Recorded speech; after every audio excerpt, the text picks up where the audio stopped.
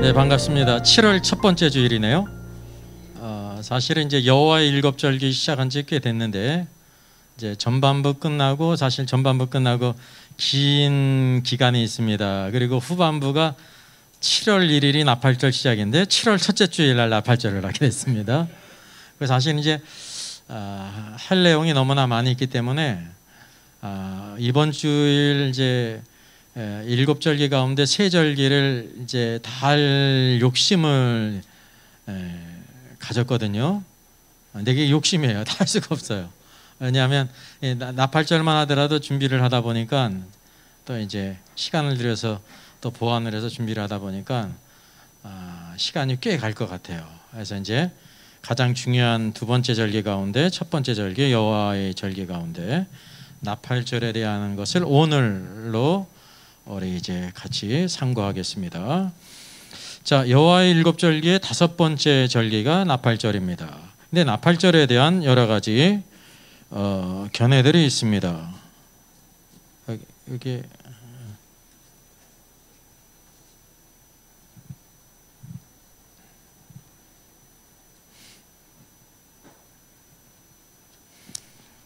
지금 이 시대에 이제 많은 사람들이 나팔절을 어떻게 생각하고 있는지, 어떤 견해로 가르치고 있는지를 우리가 볼 필요가 있죠. 그래서 간단히 서비하는 것이 필요할 점 있습니다. 오늘날에 많은 사람들이 나팔절을 어떤 것으로 해석하고 이해하고 받아들이고 또 신앙의 푯대로 삼고 있는지를 이제 알 필요가 있습니다. 첫째를 보게 되면 우리가 이제 구약의 성도들이 이제 선지자 대언자들의 예언을 따라 예수 그리스도의 초림과 재림을 예언했거든요. 근데 우리는 어떻게 생각할 수 있냐면 이것이 예수님의 초림에 대한 거다, 재림에 대한 것이라는 것을 확연히 알았다고 생각하기 쉽습니다. 그건 이제 착각이에요. 이게 어떤 착각이냐면 우리 여러분에게 편하게 지금 자동차를 타고 이렇게 왔잖아요. 에어컨도 틀고.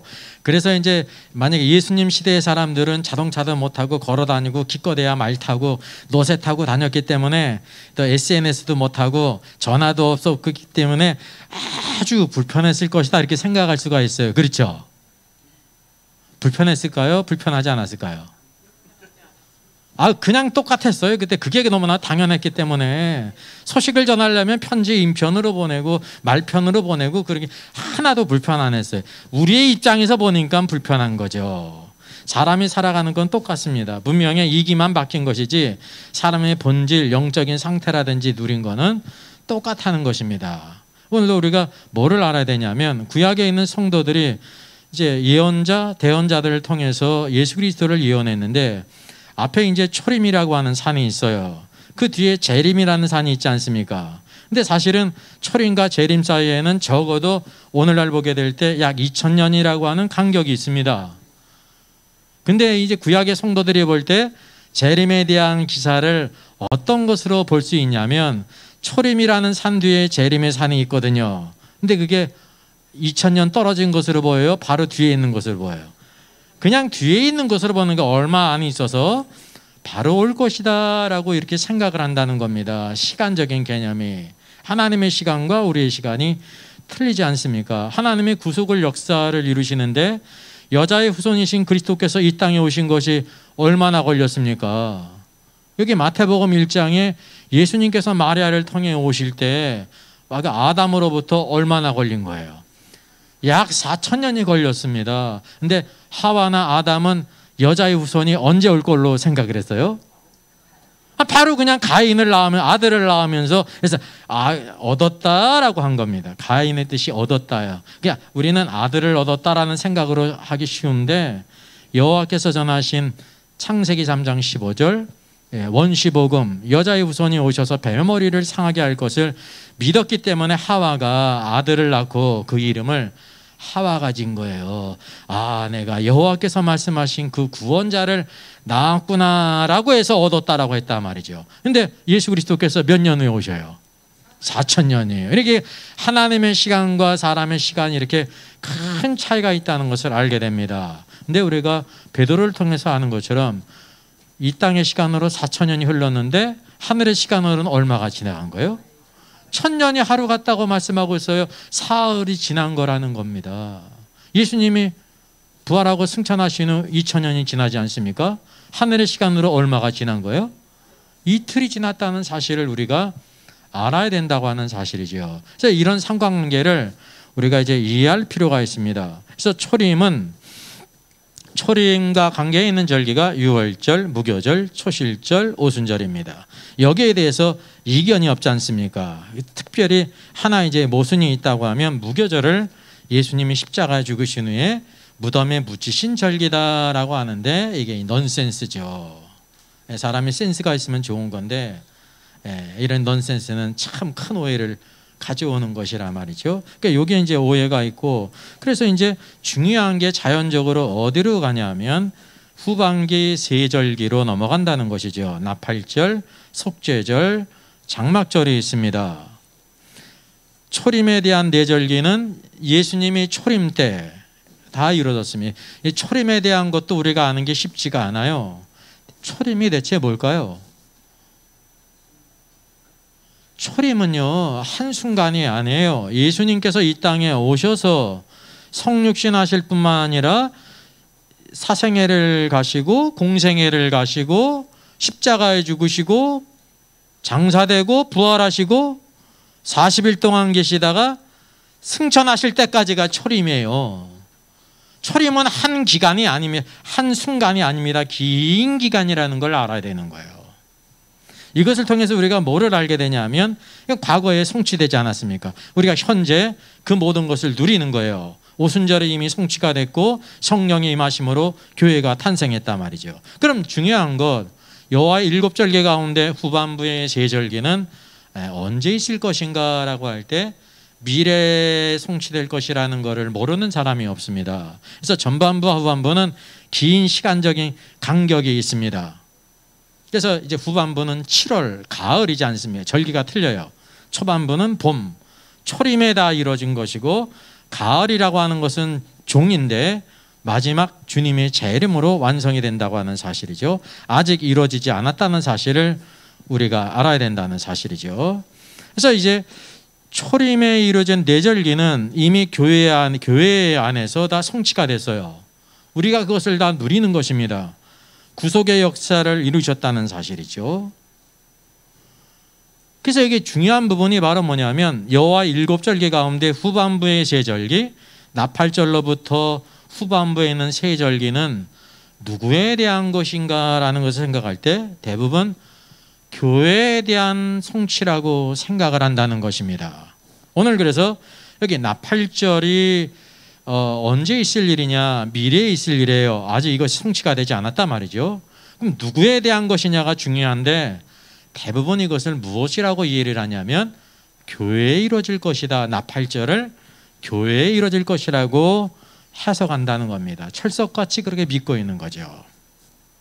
자, 여호와 7절기가 이게 4절기가 있잖아요. 봄절기, 구속 가운데 초림 가운데 다 이루셨어요. 그러니까 초림이라는 거는 상당한 기간이 있다는 사실을 우리가 알아야 되는 것입니다. 그래서 하나 인사이트가 있죠. 재림도 우리는 재림할 때 재림을 갖다가 뭐라고만 생각을 합니까? 재림은 어느 한순간에 오시는 것이 재림이라고 생각할 수가 있죠. 이게 서로 이제 하나님께서 어떻게 말씀하신지를 보여주시는 겁니다. 그게 맞을까요? 틀릴까요? 주님이 이렇게 지상에 재림하시는 것은 분명한 사실이니까 그거는 한순간에 있는 일이지만 재림이라는 거는 한순간에 다 이루어지는 게 아닙니다. 초림이 그런 것처럼. 그러니까 예수님께서 십자가 죽으시는 것이 하늘에서 그냥 뚝 떨어져 가지고 십자가 죽으시고 부활하시고 이래 가지고 올라가신 게 아니라니까요. 마리아의 뱃속에서 잉태됐다가 탄생하시고 어린아이 시절을 거쳐서 30년을 지나시다가 그리고 사생애로 지나가 정상적인 삶을 다 거치셔야 돼요. 십자가로 가셔야 되고 못 박혀야 되고 장사돼야 되고 부활하셔야 되고 그리고 승천하신 것까지가 초림이라는 거예요.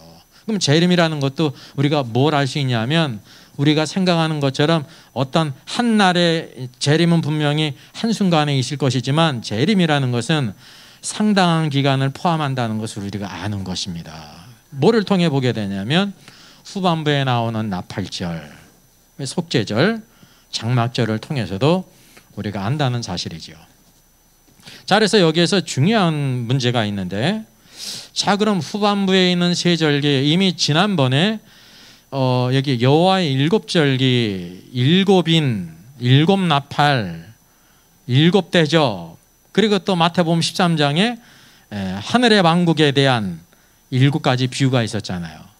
그 모든 일곱 가지 비유들이 어떻게 이루어졌냐면 하나의 원칙을 갖고 우리에게 말씀하셨습니다. 그래서 그 구조가 어떻게 되냐면 여기서도 보면 자연히 어떻게 나뉘어져요? 전반부 네 절기와 후반부 네 절기. 전반부는 쭉 이어지지 않습니까? 유월절이 있고, 유월절은 하루 동안에 있는 거죠, 저녁에. 그리고 그 다음 날부터 무교절이 7일간 있어요. 초실절이 있습니다. 이건 안식 후 첫날이죠. 그러니까 사흘 후예요. 유월절과 초실절은 사흘 후에 이루어진다는 거죠. 오순절은 무엇으로부터 50일째입니까? 주님께서 이 땅에서 여기 지금 부활하신 이후로 50일째 오순절 성령이 임하셨어요. 그래서 이게 구속의 역사를 이렇게 다 완성하신 것입니다. 이게 초림에 다 이루어진 거예요. 초림. 그래서 이게 이제 교회 안에서 이루어졌고 그 위에 쭉 휴지기가 있지 않습니까? 이 휴지기는 바로 뭐냐면 복음이 전파되는 시기입니다. 교회 시대, 순교 시대 쭉 넘어간다는 거죠. 그러면서 7월 달로 넘어가요. 이 7월 달은 마지막이거든요. 이제 가을 모든 것을 가을 거지를 하면 모든 게 끝나는 것처럼 나팔절, 속죄절, 장막절이 있는데 요 세 절기를 어떤 성격을 가지고 있는가를 이제 우리가 리트머스 시험지에 이렇게 넣어보면 이게 파랗게 변하는지 빨갛게 변하는지 알 수 있을 거 아닙니까? 이 성격을 뭐를 통해서 확실히 알 수 있냐면 속죄절을 통해서 알 수가 있어요. 속죄절은 뭐하고 관계 있는 것입니까? 가운데 있잖아요. 죄의 문제를 속함을 받아야 된다는 거예요. 만약에 속죄절이 교회에 대해서 주어진 것이라고 하면 어떻게 되는 거예요? 유월절 어린 양이신 예수 그리스도께서 십자가에 죽으심으로 우리의 모든 죄의 문제를 다 지시고 가셔버렸는데 죄가 또 있는 거야. 왜? 죄를 또 속해야 될 거 아닙니까? 무슨 뜻인지 알겠어요? 유월절 어린 양 예수 그리스도께서 십자가에 죽으셨는데 속죄절이 또 있어야 되니까 여기에서 또 속죄를 하려면 또 뭐가 있어야 되는 거예요? 예수님이 또 십자가에 또 한 번 죽으셔야 되는 거예요. 왜? 속죄를 받아야 되는 절 아닙니까? 대속죄일이잖아요. 이게 여기에 대해서 뭔가 문제가 있다는 것을 깨닫게 되는 거예요. 이게 뭐가 문제가 있냐면 속죄절을 어디에 적용했기 때문에 문제가 생기는 겁니까? 교회에 적용했다는 것이죠. 여기 지금 속죄절이 분명히 필요한데 이거를 다른 걸로 바꿀 수가 없어요. 속죄절이라는 건 죄의 문제이기 때문에 속죄절은 누구에 대한 거냐면 아직 완악한 가운데 있는 유대인들을 가리키는 것입니다. 완악한 가운데 있는 유대인들에게 그들은 어린 양 예수님이 십자가 주신 걸 믿질 않잖아요. 그죠? 초림의 예수님을 믿어야 안 믿어요? 안 믿어요. 여전히 죄 가운데 있단 말입니다. 마지막 그 남은 자들이 돌아오게 될 때 무엇이 필요하냐면 죄를 사함이 필요해요. 스가랴 성경에 있는 것처럼 그들이 다 그리스도를 바라볼 때 애통하며 회개하지 않습니까? 그때 바로 주님께서 그들의 모든 죄를 다 사하심이 필요하다는 사실이죠. 그래서 여기 후반부의 세 절기는 하나의 그룹입니다.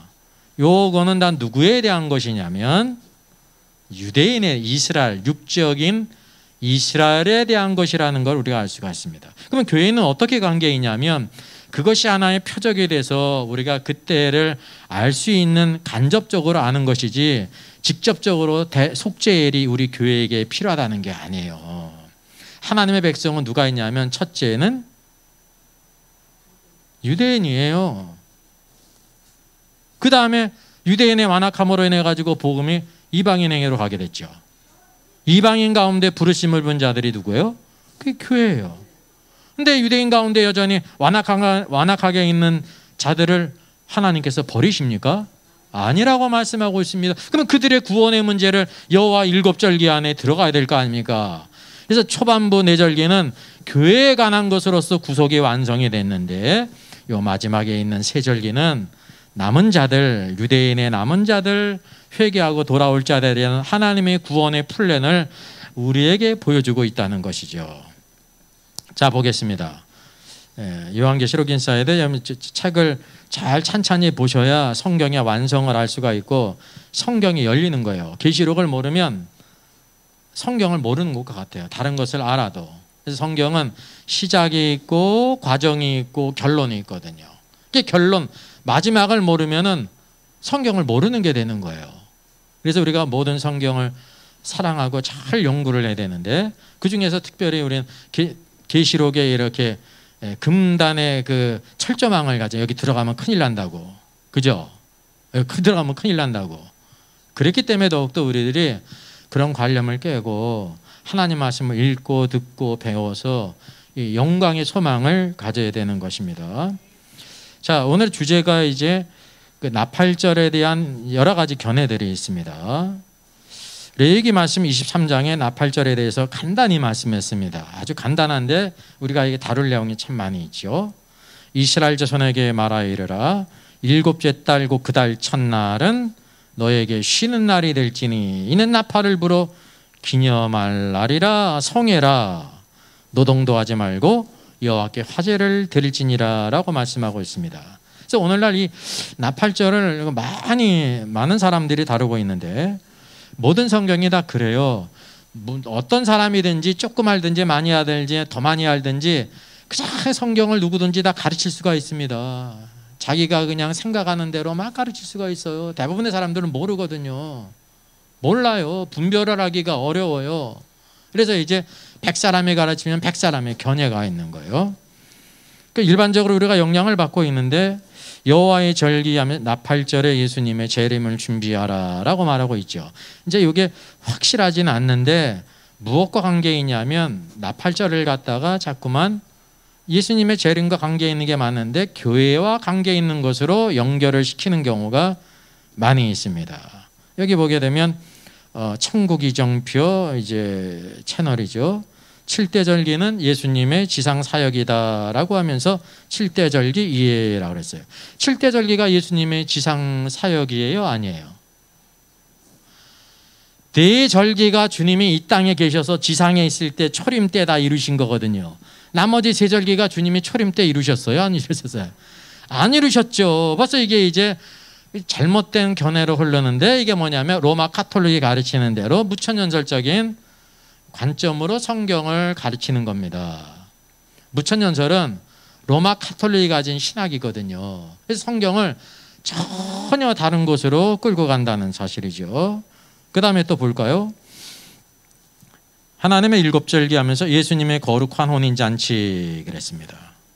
여기 마지막 때 나팔절 왕의 대로를 준비하십시오. 그래서 나팔절을 어디와 관련시키냐면 자연스럽게 재림뿐만 아니라 교회에 대해서, 어린 양의 혼인잔치는 교회에 관한 거잖아요. 그렇게 연결시키고 있다는 거예요. 이게 이제 성경의 가장 큰 오류라는 거예요. 예? 고속도로 들어설 때 여기를 제가 이제 동탄 IC에서 만약에 이게 오려고 하면은 잘 신경 써야 될 게 뭐냐면, 저 고속도로 인터체인지에서 오른쪽으로 갈 것인지 왼쪽으로 갈 것인지, 그게 중요한 겁니다. 서울 올라오면 어느 쪽으로 올라와야 돼요? 저 밑에서 왼쪽으로 올라와야 돼요? 오른쪽으로 올라와야 돼요? 오른쪽은 대전 쪽이고 왼쪽은 서울 쪽이에요. 성경도 가장 중요한 것이 이게 누구에 대한 것인가가 첫째로 중요하는데 완전히 틀려버렸잖아요. 교회에 대한 것이 아닌데 교회에 대한 것으로 얘기하니까 마치 교회의 휴거에 대한 것으로. 사실 휴거와 나팔이 관계가 있습니까, 없습니까? 관계가 전혀 없다고 말할 수가 없는데 나팔절과 휴거는 관계가 없어요. 그래서 이게 분별하기가 참 우리가 성경을 제대로 보지 않으면 어렵기 때문에 수많은 그런 견해들이 있다는 사실이죠. 여기 나팔절 류모세 선지교사의 열린다 성경을 보게 되면 이렇게 이제 댓글도 쭉 달지 않았습니까? 그리고 고린도전서 15장 15절 마지막 나팔 때 휴거된다고 성경이 증명하지요 라고 하면서 시브리 관점을 모르면 황당해 보입니다 라고 말했습니다. 이게 다 뭐냐면 나팔절을 교회에 적용하고 있다는 거예요. 이게 오류라는 거죠. 예? 요 나팔절은 육적인 이스라엘에 관한 것이, 왜 그들이 마지막에 구원을 받아야 하나님께서 보실 때 택하신 모든 자들이 구원이 완성이 된다는 것입니다. 그래서 마지막 나팔, 그 7번째 나팔이죠. 이건 대상이 7번째 나팔은 사실은 뭐냐면 하나님의 모든 경륜이 다 완성되기 때문에 교회도 포함되고 모든 것이 다 포함이 되는 거예요.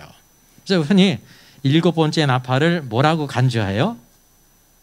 여호와의 7절기에 나팔절에 나팔이라고 간주한 거예요. 왜? 똑같이 나팔이니까. 그러면은 7월 4일이 유명한 날이죠. 언제예요? 내일. 미군들이 다 쉬어요. 축제를 벌여요. 왜 그런지 아세요? 네. 독립기념일이라. 독립기념일. 나팔 불 때 나팔절에 나팔이에요? 나팔 불 거 아닙니까? 나팔 불면 다 나팔절에 나팔이에요?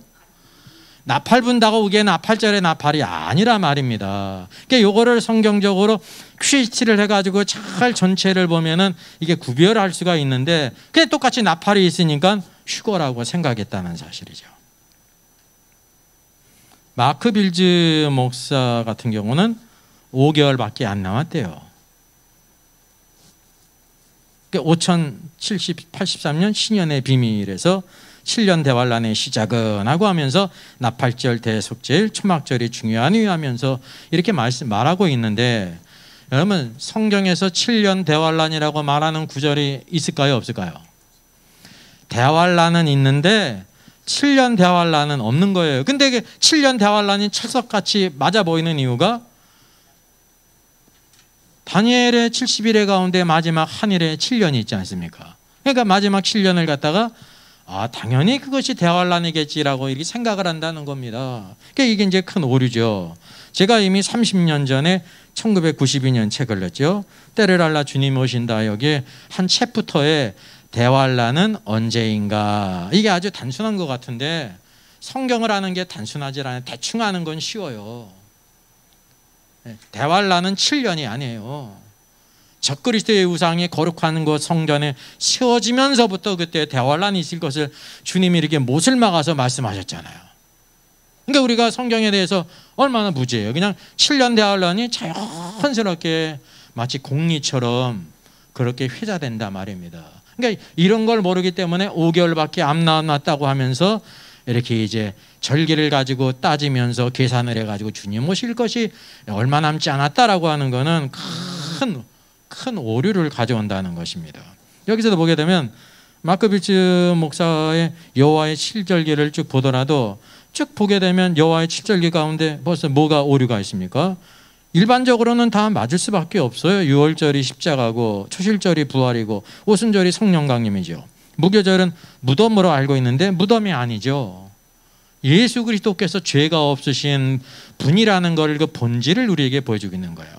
그래서 유월절을 지난 다음부터 바로 그 다음 날부터 죄가 없으신 그리스도를 먹고 그분을 닮아가고 그를 따르고 의롭게 살아야 된다라는 걸 무교절에서 보고 있는 거예요. 그래서 이게 7일 동안이에요. 7일은 뭐 어떤 걸 상징하냐면 일평생 우리가 죽을 때까지 여러분 하나님 말씀을 따라 의롭게 사는 게 축복입니다.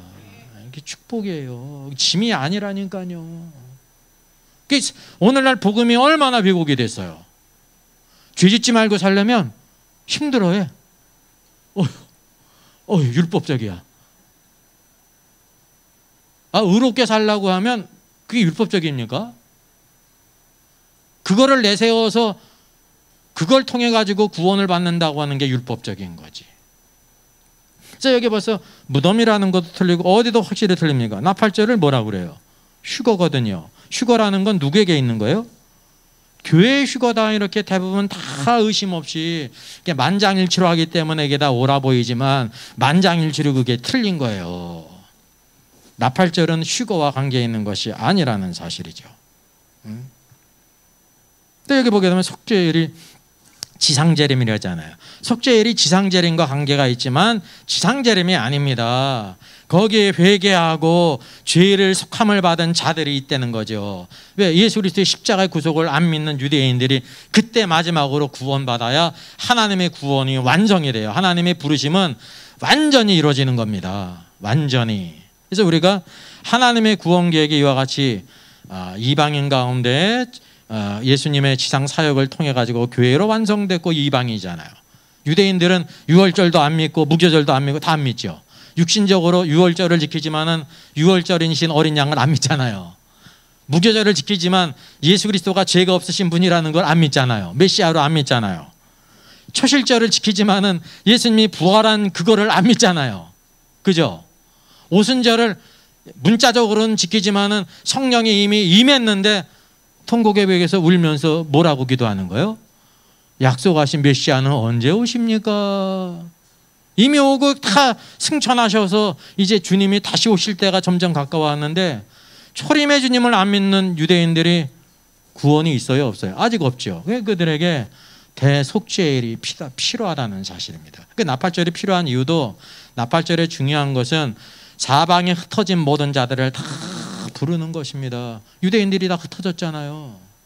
그게 이제 사람의 인위적으로 모이는 게 아니에요. 마지막에 유대인들이 자기 고토에 들어가는 것은 우리가 고향 땅에 돌아가는 것처럼 일반적으로 좋은 것이지만, 마지막 때 주의 천사들을 통해서 흩어져 있는 모든 택하신 백성들을 다 끌어모은다는 거예요. 휴거가 아니에요. 이 땅에 있는 백성을 다 그 땅으로 모이게 한다는 거죠. 그래서 뭐가 있어요? 대속죄일. 저 십자가에 못 박으신 예수 그리스도가 하나님의 아들이었구나 애통하면서 회개하고 회개와 믿음이 있게 될 때 죄를 속함을 받는 거예요, 그들에게. 자, 여기 또 하나, 예수님의 재림과 나팔절의 관계, 그러지 않습니까?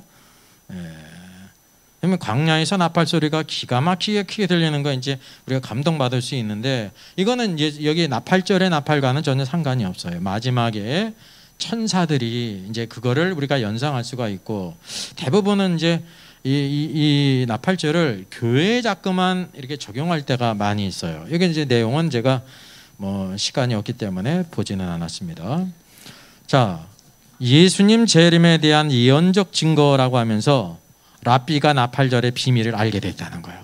이제 채널의 예적 선한길이죠. 예적 선한길은 좋은 길입니다. 그게 믿음의 길이 원래. 무슨 말인지 아세요? 아브라함이 갔고 이삭이 갔고 야곱이 갔고 요셉이 갔고 모든 믿음의 선진들이 갔던 그 길을 우리가 가야 되는 거예요. 근데 이게 예적 선한길에서 나팔절의 비밀을 누가 알았대요? 랍비가 알았대요. 랍비가 나팔절의 비밀을 알까요? 모를까요? 잘 모르세요? 마르크스 레닌 공산주의가 성경의 비밀을 알까요? 모를까요? 모르죠. 랍비라는 거는 뭐냐면 유대교의 랍비라는 거예요. 몰라, 이제 랍비가 이제 회개해가지고 예수님을 영접했다는 건지, 만약에 영접을 했으면 이제 새신자거든요. 쉽게 유대교에 속한 사람은 아무리 많은 학식이 있어도 성경의 비밀을 알 수가 없어요. 기본적으로 가장 중요한 것이 예수 그리스도가 하나님의 아들인데 그걸 믿어요, 안 믿어요? 안 믿잖아요.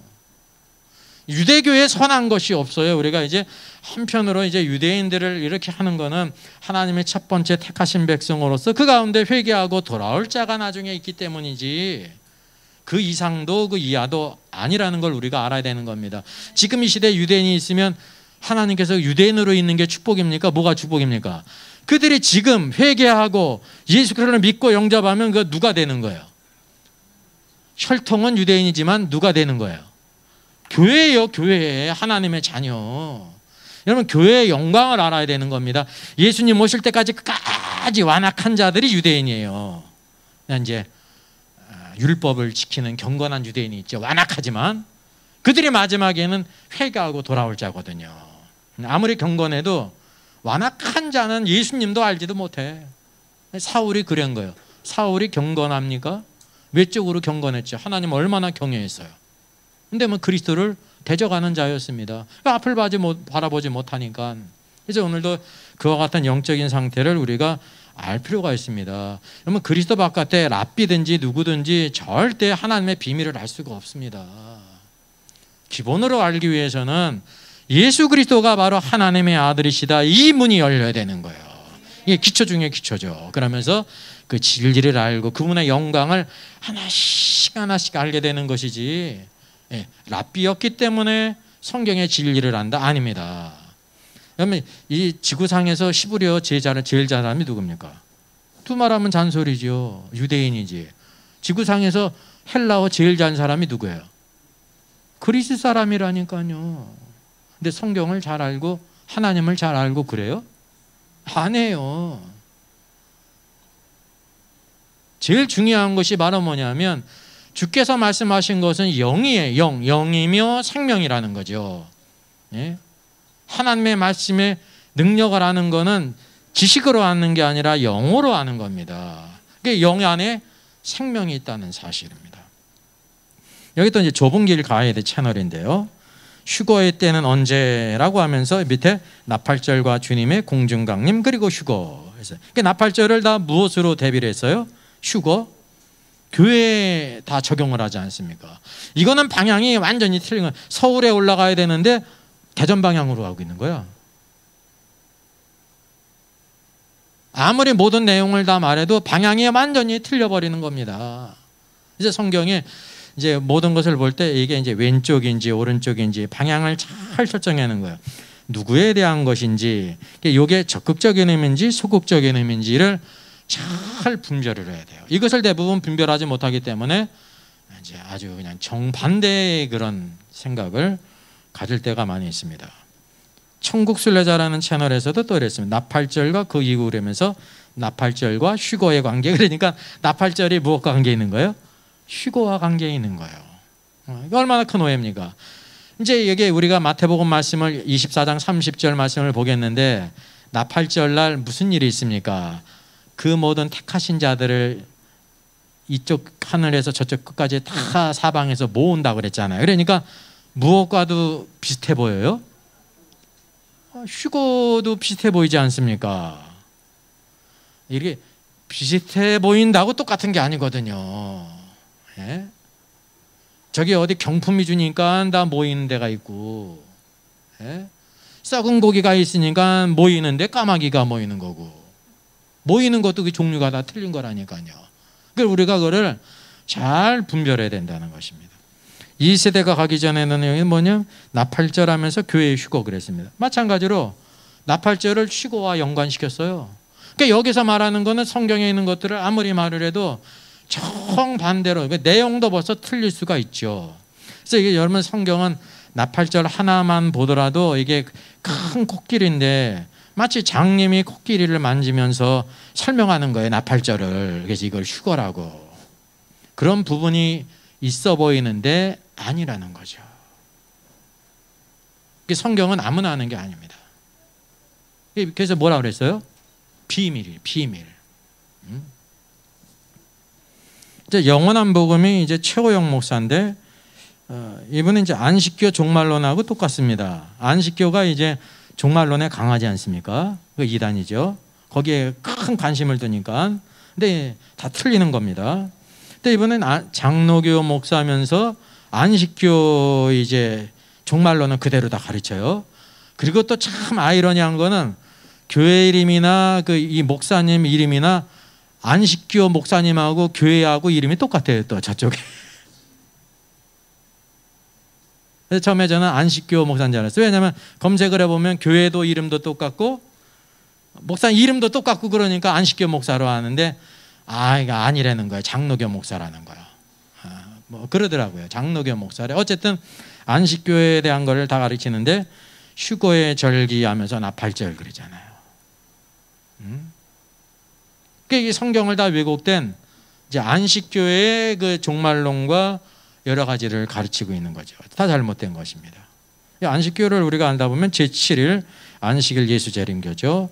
여기 이제 재림을 참 강조를 하지 않습니까? 예수 재림이 1843년 3월 20일 날 있다. 윌리엄 밀러가 예언했죠. 미국 사람들이 하면 똑같아요. 재림한다고 하니까 주를 사모하는 사람이 있는데 그런가 보다 해가지고 그 사람을 따르지 않습니까? 그냥 불발이 됐잖아요. 그러니까 또 이제 1844년에 다시 1년 연기가 돼가지고 온다고 그랬는데 또 안 왔잖아요. 그래도 또 뭐냐면 따르는 사람이 있어요. 오늘날까지 계속해서. 그래서 유튜브 이단 안식교 목사들 보면 11회 치엔 성서원 송계문 목사, 목사라고 부르니까 목사라고 합니다. SOS TV 강병국 목사, 뭐 또 이런 마지막 사명 앤드류 강 안식교 목사, 이런 사람들이 있습니다. 그러니까 이런 영상을 많이 오르게 되니까 자연히 이제 하나님의 경륜을 알고 싶은 목회자들이든지 성도들이 이런 걸 보면서 이게 맞거니라고 빠져들 수가 있어요. 분별하는 건 어렵거든요. 진짜 분별하는 건 어려운 거예요. 그래서 우리가 하나님 말씀을 잘 깨닫고 하는 것이 중요한 것입니다. 또 코뿔소 TV 김포영광교회 채널이 있는데 여기 왕의 귀환 해가지고 나팔절 그랬습니다. 그래서 휴거를 예표하는 나팔절에 그랬잖아요. 이게 나팔절이 뭐와 관계 있는 거예요? 교회의 휴거와 관계 있다는 거죠. 마지막 나팔은 언제 불려질 것인가? 마지막 나팔이 몇 번째 나팔이에요? 7번째 나팔 아닙니까? 성경에 7번째 나팔이 마지막 나팔이죠. 그러니까 여기도 자연히 뭐냐면 성경에 나오는 7번째 나팔, 첫 번째, 두 번째, 세 번째, 7번째 나팔이 있는데 7번째 나팔을 무엇으로 간주한 거예요? 7절기의 나팔절의 나팔로 동일시했다는 거죠. 나팔이 있다고 그래가지고 그게 나팔절의 나팔이 아니거든요. 그러니까 이제 여기 특징은 이것저것 우리가 그러기가 쉬워요. 이것저것 괜찮은 것들 다 이렇게 주워다가 다 가시는 거예요. 그냥 다 짬뽕으로.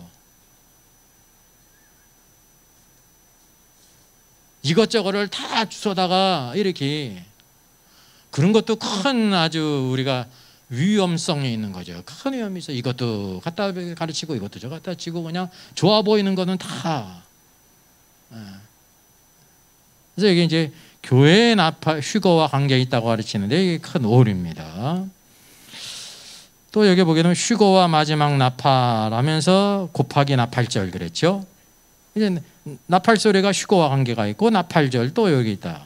이제 고린도전서의 마지막 나팔 소리와 이렇게 이제 혼동을 하고 있죠. 이것도 하나의 또 오류입니다. 이제 채널이 뭐 서울 침례교회 뭐 채널이네요.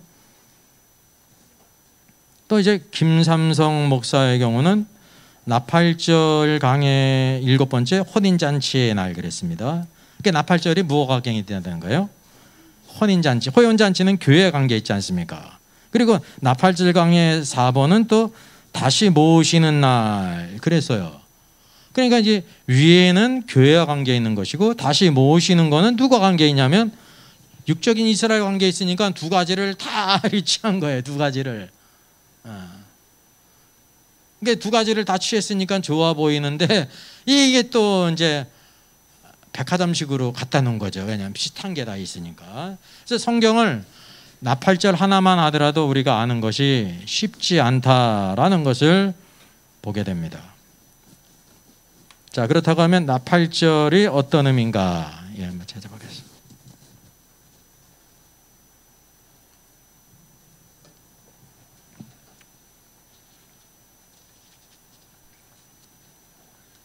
자, 나팔절 바로 알기. 우리 같이 읽지 않았습니까? 나팔절은 절기가 언제냐면 7월 1일이에요. 그래서 전반전 절기하고 뚝 떨어져 있습니다. 그래서 이때 재림의 때에 있을 것입니다. 중요한 거는 바로 뭐냐면 때가 있고 누구에게 있을 것인가라는 문제가 있습니다. 흔히 이것을 교회에 적용하는데 교회가 아니라 누구냐면 육적인 이스라엘이에요. 육적인 이스라엘입니다. 그럼 왜냐라고 말할 때 이 말씀을 통해서 뭐를 통해 알 수가 있냐면 여기 뭐가 언급이 됐습니까? 24절에 너희에게 쉬는 날이 될지니 그랬습니다. 이게 아주 지금 이렇게 뭐라고 그럴까요? 완곡하게 이렇게 번역이 됐어요. 좀 이렇게 뭐라고 그럴까요? 도도하게 번역된 게 아니라 반음이 떨어지면 뭐가 돼요? 반음이 떨어지면 시시하게 되잖아요. 시시하게. 도하고 시가 반음이에요. 반음. 그래서 이게 뭐냐면 원문은 바로 뭐냐면 쉬는 날의 말이 사베스예요. 안식일이 된다는 겁니다. 나팔절을 부는데 너희에게 안식일이 된다라고 말하고 있습니다. 그러면 안식일이 필요한 사람은 누구일까요? 구약의 백성이에요. 이미 네 번째 절기까지 주님이 구속의 역사를 이루셔가 성령이 임하셨는데 다섯 번째 절기에 누가 필요한 사람이 있어요? 안식일이 필요한 사람이 있지 않습니까? 그러니까 안식일이 필요한 사람은 누굽니까? 유대인이거든요. 육적인 이스라엘이라는 것을 여기에 암시해주고 있단 말입니다. 네, 요한계시록 인사이드. 자, 그래서 우리가 후반부 세절기 중요한 것, 속죄절을 통해서도 교회는 이미 유월절을 통해서 죄의 문제를 해결했잖아요. 신학적으로 여기에서 회개가 있고 믿음이 있고 칭의가 있는 거예요. 구원은 어느 절기에 받았어요? 무교절에서 받아요? 유월절에서 받아요? 유월절에서 받은 겁니다. 구원받은 다음에 이제 죄가 없으신 그리스도를 먹고 그분을 닮아가야 된다는 거죠. 쭉. 그리고 성령이 임하셨잖아요. 구속의 완성이 됐습니다. 주님의 초림으로. 그런데 여섯 번째 절기에 속죄절이 있다는 것은 죄가 여전히 죄의 문제를 가지고 있는 사람이 있다는 걸 우리에게 보여주고 있습니다. 누구예요 그게? 완악한 유대인들이에요. 완악한 유대인들. 그 가운데 적극적인 사람은 율법을 지키는 경건하지만 여전히 완악한 가운데 있는 유대인들에게 죄의 속함이 필요하지 않습니까? 이거를 통해서 후반부 세절기가 교회에 대한 것이 아니라 교회가 아닌 완악한 가운데 있는 유대인에 대한 것이라는 걸 우리가 알게 되는 거예요. 그래서 그들이 나팔절이 있게 될 때 안식일이 있길 것이다 라고 말하고 있는 것입니다. 그래서 여기 이제 교회 시대 후에 있을 마지막 때 하나님의 구원의 완성이 있다는 것을 말하고 있죠. 그래서 전반부는 초림 때. 초림이라는 기간이 상당히 길죠. 우리가 이거를 잘 기억을 해야 돼요. 그러면 따라서 재림도 어떠냐면 우리의 전통적인 관념은 주님이 이렇게 하늘에서 구름 타고 오시는 걸 재림이라고 생각하는데 재림은 그것만 있는 게 아닙니다. 상당한 과정이 있다는 걸 우리에게 보여주는 거예요. 초림도 일정한 과정이 있고 재림도 일정한 과정이 있다라는 걸 우리에게 보여주고 있죠. 초림은 교회의 성취가 됐고 재림은 누구에게 성취될 거냐면 이스라엘, 육적인 이스라엘에게 성취됨으로 구속의 완성이 이루어질 것을 우리에게 보여주고 있는 것입니다. 여러분, 이 방향이 굉장히 중요해요. 어느 쪽으로 갈 것인지가 확실히 정해져야 된다는 거죠. 자, 그래서 첫 번째 그룹에 있어서는 우리가 알다시피 이미 초실절에는 무엇이 언급됐습니까? 첫 번째 그룹에서 안식 후 첫날이 나와요. 안식 후 첫날을 두 글자로 줄이면 뭡니까? 주일이고 몇 번째 날이에요? 여들에 되는 날. 그게 부활의 성경에 말씀하고 있는 중요한 날입니다. 7이라는 거는 옛 창조의 완성입니다. 그래서 안식일이 중요한 겁니다. 거기에 플러스 1은 여들인데 우리말로 바꾸면 안식 후 첫날, 예수님이 십자가에 죽으시고 부활로 완성하신 날을 우리에게 보여주고 있습니다. 그래서 유월절, 초실절, 오순절까지 네 절기는 예수 그리스도께서 초림 때 구속으로 완성을 하셨습니다. 그래서 교회가 탄생한 겁니다. 그럼 유대인들, 믿지 않는 유대인들은 어떻게 될 것인가라는 걸 우리가 알아야 되는 거예요. 그래서 두 번째 그룹에서 나팔절에 무엇이 된다 그랬어요? 우리 개역개정은 쉬는 날이 될 거라 그랬는데 중요하게 안식일이 될 것이다 라고 말하고 있습니다. 이거는 교회에 대한 것이 아니라 이스라엘에 대한 것입니다. 왜 그런지 아세요? 유대인들은 누가 없어요? 안식일은 있는데 안식일의 주인이신 그리스도가 없잖아요. 그러니까 참된 안식이 있어요? 없어요? 없죠. 안식일은 안식일의 주인이신 그리스도의 그림자예요. 그림자. 십자가의 죽으심과 부활로 완성이 된 거란 말입니다. 그래서 이거를 통해서도 이것이 교회에 대한 말씀이 아니라 믿지 않는 유대인에 대한 말씀이라는 걸 우리에게 보여주고 있죠. 이게 두 번째 증거입니다. 자, 이제 세 번째 증거가 있는데 예수님께서 사역을 할 때 12를 내보내면서 명령하셨죠. 이방인의 길로도 가지 말고 사마리아의 고을로도 들어가지 말라. 예수님은 이방인들과 사마리아인을 차별하셨습니까? 외적으로 보면 그렇게 볼 수 있죠. 예수님은 어떻게 차별을 하셔? 세상에. 세상에. 예수님 다시 봐야 되겠어. 이러든지. 이게 예수님의 차별이 아닙니다. 오히려 이스라엘 집에 잃어버린 양에게로 가라. 하나님의 구원 경륜 가운데 택함을 받은 자가 누구냐면 유대인이에요. 아브라함이 뭐예요? 유대인이에요. 예수님이 누구의 후손으로 오셨어요? 아브라함과 다윗의 자손으로 오셨다니까요. 여러분, 우리가 착각을 하면 마치 우리가 택함을 입었기 때문에 우리가 유대인보다 더 낫다고 생각하는데 틀리면서도 맞고 맞으면서 틀린 거예요. 첫 번째로 택함을 받은 자들은 유대인이에요. 여기인데 그래서 복음을 이방인의 길 사마리아 길로 가지 말고 이스라엘의 집에 이른 양에게로 가라 그랬습니다. 이게 뭐냐면 복음의 순서가 있다는 걸 보여주고 있어요. 첫째는 유대인이고 그 다음에 이제 이방인에게로 향했다는 거죠. 이건 이제 사도 바울의 경우도 우리가 찾아볼 수가 있어요. 사도 바울이 하나님의 사람이잖아요. 이제 사도행전을 보게 되면 13장에 안식일에 온 시민이 모였어요.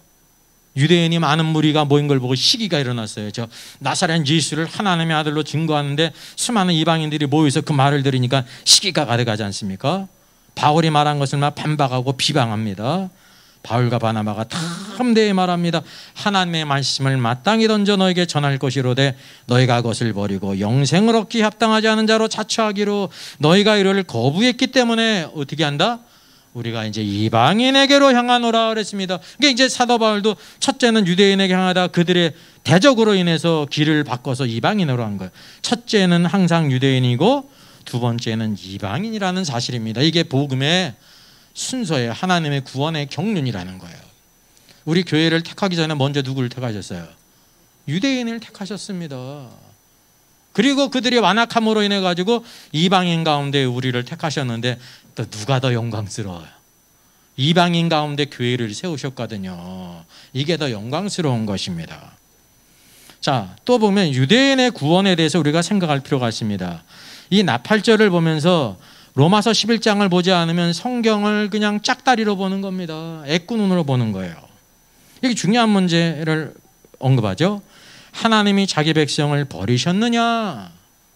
자기 백성이 누구냐면 우리 교회를 가리키는 게 아닙니다. 먼저 택함을 입은 유대인들을 버리셨느냐? 그런 뜻입니다. 그럴 수 없다고 말하잖아요. 나도 이스라엘이요 아브라함의 씨에서 난 자요 베냐민 지파라. 하나님이 그 미리 아신 자기 백성을 버리지 아니하셨나니 너희가 성경의 엘리야를 가리켜 말한 것을 알지 못하느냐 그랬습니다. 이 이스라엘 모든 사람들이 다 우상 숭배하고 하나님을 버렸는데 하나님께서 누구를 두셨다는 거예요? 바알에게 입맞추지 아니한 실천을 주셨다고 말씀하고 있지 않습니까? 이거를 그대로 적용하고 있어요. 그런즉 어떠하냐? 이스라엘이 구하는 것을 얻지 못하고 오직 택함을 입은 자가 얻었고 그 남은 자들은 우둔하여졌느니라. 남은 자가 누구예요? 유대인의 남은 자들이 우둔해졌다는 것입니다. 지금 완악하고 우둔한 가운데 있었다고 하는 것을 여기에 보여주고 있죠. 그러면서 유대인이 버림받은 일에 대해서 말하고 있는데 그들이 넘어지기까지 실족했느냐? 그들은 누구를 가리키냐면 유대인을 가리켜요. 유대인들이 넘어지기까지 실족했느냐? 아니라는 거죠. 그들 유대인이 넘어짐으로 구원이 이방인에게 이르러 이스라엘 유대인으로 시기나게 함이니라 라고 말하고 있는 겁니다. 그래서 오늘도 복음이 이방인에게 전하게 됐고 교회가 세워지게 됐다는 것이죠. 그래서 그들의 넘어짐, 유대인의 넘어짐이 세상의 풍성함이 되거든 그들의 실패가 이방인의 풍성함이 되거든 하물며 그들의 충만함이리요 그랬어요. 그들이 누굴까요? 유대인을 가리키는 거예요. 유대인이 어떻게 된다는 거예요? 충만하게 된다는 거예요. 우둔하게 된 자들이 마지막에 주님께로 돌아온다. 그때는 그것이 어떠하겠느냐라고 말하고 있습니다.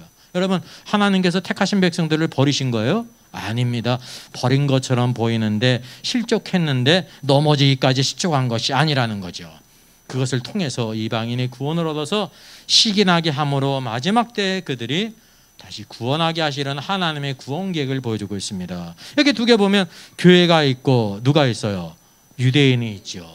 오늘도 유대인이 완악하게 됐는데 하나님의 구원 경륜 가운데 포함이 돼요? 안 돼요? 마지막 때에 포함이 된다는 겁니다. 그들이 회개하고 돌아온다는 거예요. 그래서 뭐가 필요하냐면 대속죄일이 그들에게 필요한 거예요. 우리에게 필요한 게 아니라, 만약에 교회에게 대속죄일이 피다고 하면 6월절 어린 양이신 예수님께서 십자가 주셔서 모든 죄를 다 지셨는데 죄가 남겨져 있다는 게 되는 거잖아요.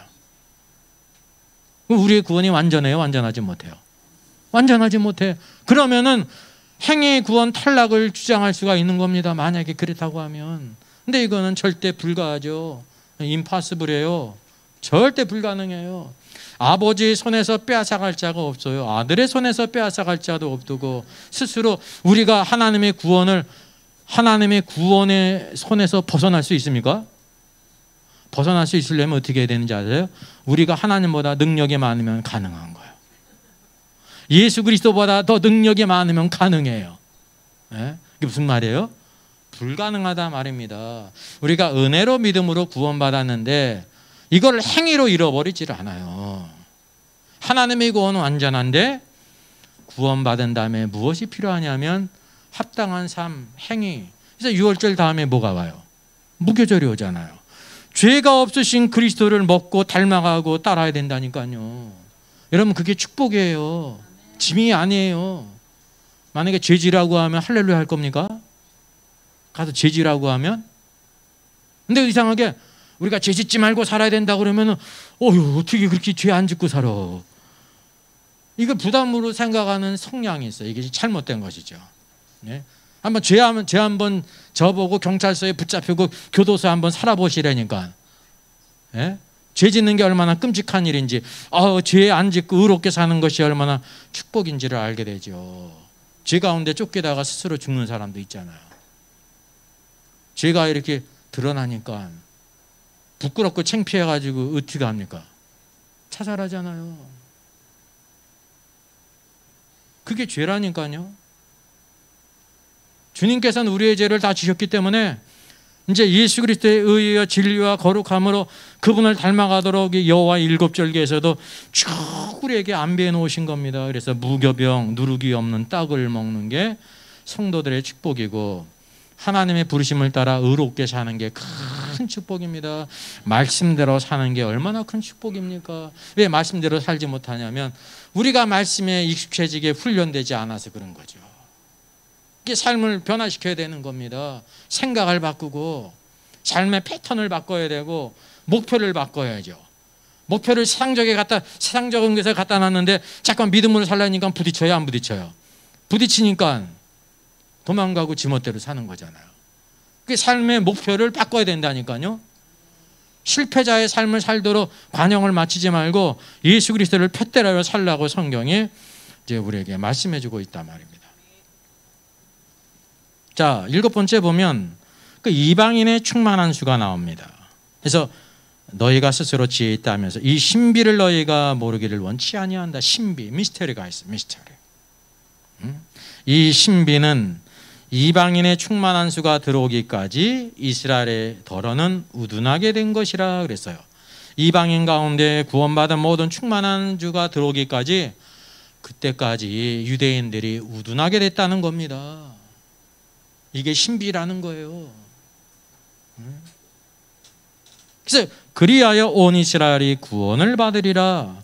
구원자가 시온에서 오사 애굽에게서 경건하지 않은 것들을 도래시키겠고 내가 그들의 죄를 없이 할 때가 대속죄일 아닙니까? 이루어질 내 언약이 이것이라 함과 같으니라. 복음으로 하면 그들이 너희로 말미암아 원수된 자요. 그래서 원수된 자, 유대인이 원수된 자는. 근데 택하심으로 하면 조상들로 말미암아 사랑을 입은 자. 유대인은 두 가지 면이 있습니다. 택하심을 면해 볼 때 먼저 택함을 입은 자이기 때문에 사랑 입은 자고, 복음으로 말하자면 복음을 받아들이지 않고 복음을 대적하고 있잖아요. 그러니까 뭐라고 말해요? 원수라고 말하고 있죠. 이제 유대인의 그 양면성이 여기 있는 것이 신비예요. 언제까지?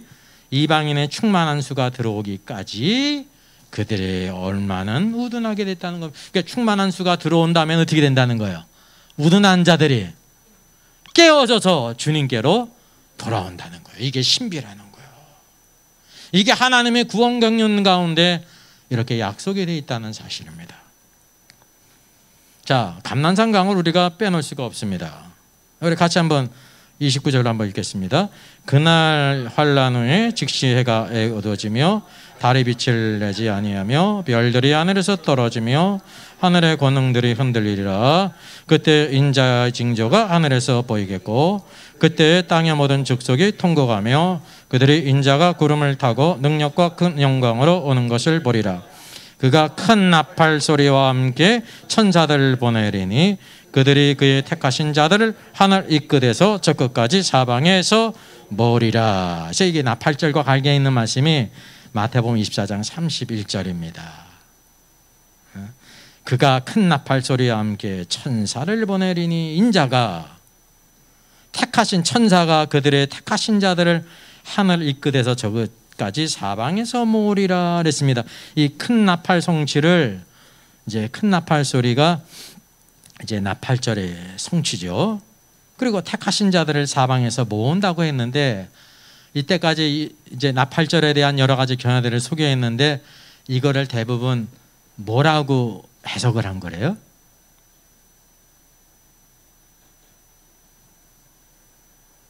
요 택하신 자들을 누구라고 해석을 했어요? 교회라고 해석했다는. 그러니까 아무리 눈을 씻고 봐도 택하신 자가 교회지. 교회 아니고 뭐겠어. 이 끝에서 저 끝에서 사방에서 모으리라가 휴거 아니고 뭐겠어. 비슷해 보여요, 안 보여요? 예. 다 비슷하게 보이지 않습니까? 그 비슷하게 보이는 것이 있기 때문에 그렇게 간주를 하는 겁니다. 예? 근데 비슷하다고 똑같지 않잖아요. 사과도 빨갛고 딸기도 빨갛잖아요. 토마토도 빨갛잖아요. 똑같아요? 틀리잖아요. 빨가도 그렇게 틀리다니까 종류가. 그러니까 우리가 성경을 어떻게 되냐면 성경을 퀴즈한다는 것은 성경에 말씀하고 있는 그 모든 것들을 다 조명을 해서 우리가 그거를 잘 정리를 하고 오해를 풀게 될 때 온전한 실체를 아는 겁니다. 그러니까 대충 하는 거는 너무나 쉬워요. 성경 가르치는 게 너무나 쉬워요. 조금만 그냥 1시간 내가 하고도 성경 가르칠 수가 있고 영상 올릴 수가 있어요. 10시간 배운 사람이나 1년 공부한 사람이나 누구든지 다 성경을 가르칠 수 있습니다. 근데 똑바로 가르치는 건 어렵다니까요. 진짜 어려운 거예요. 왜 그러냐면 좋은 게 있으면 항상 짝퉁이 있지 않습니까? 진리가 있기 때문에 항상 그 진리를 찾는 건 어렵고 비스무리하게 그냥 이렇게 하는 거는 쉬운 거란 말이죠.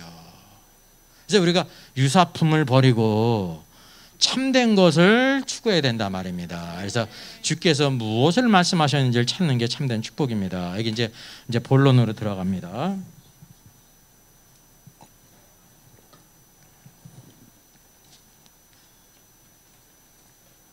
자, 이번 주제 마지막 세 번째, 마태복음 24장 31절 중심으로 나팔 소리와 함께 천사들을 보내어 택하신 자들을 사방에서 모은다 그랬습니다. 이제 이걸 중심으로 해가지고 나팔절을 조명하는 거예요. 왜냐하면 이 말씀을 다 무엇으로 해석하냐면 교회에 대한 것이고 휴거라고 해석하지 않습니까?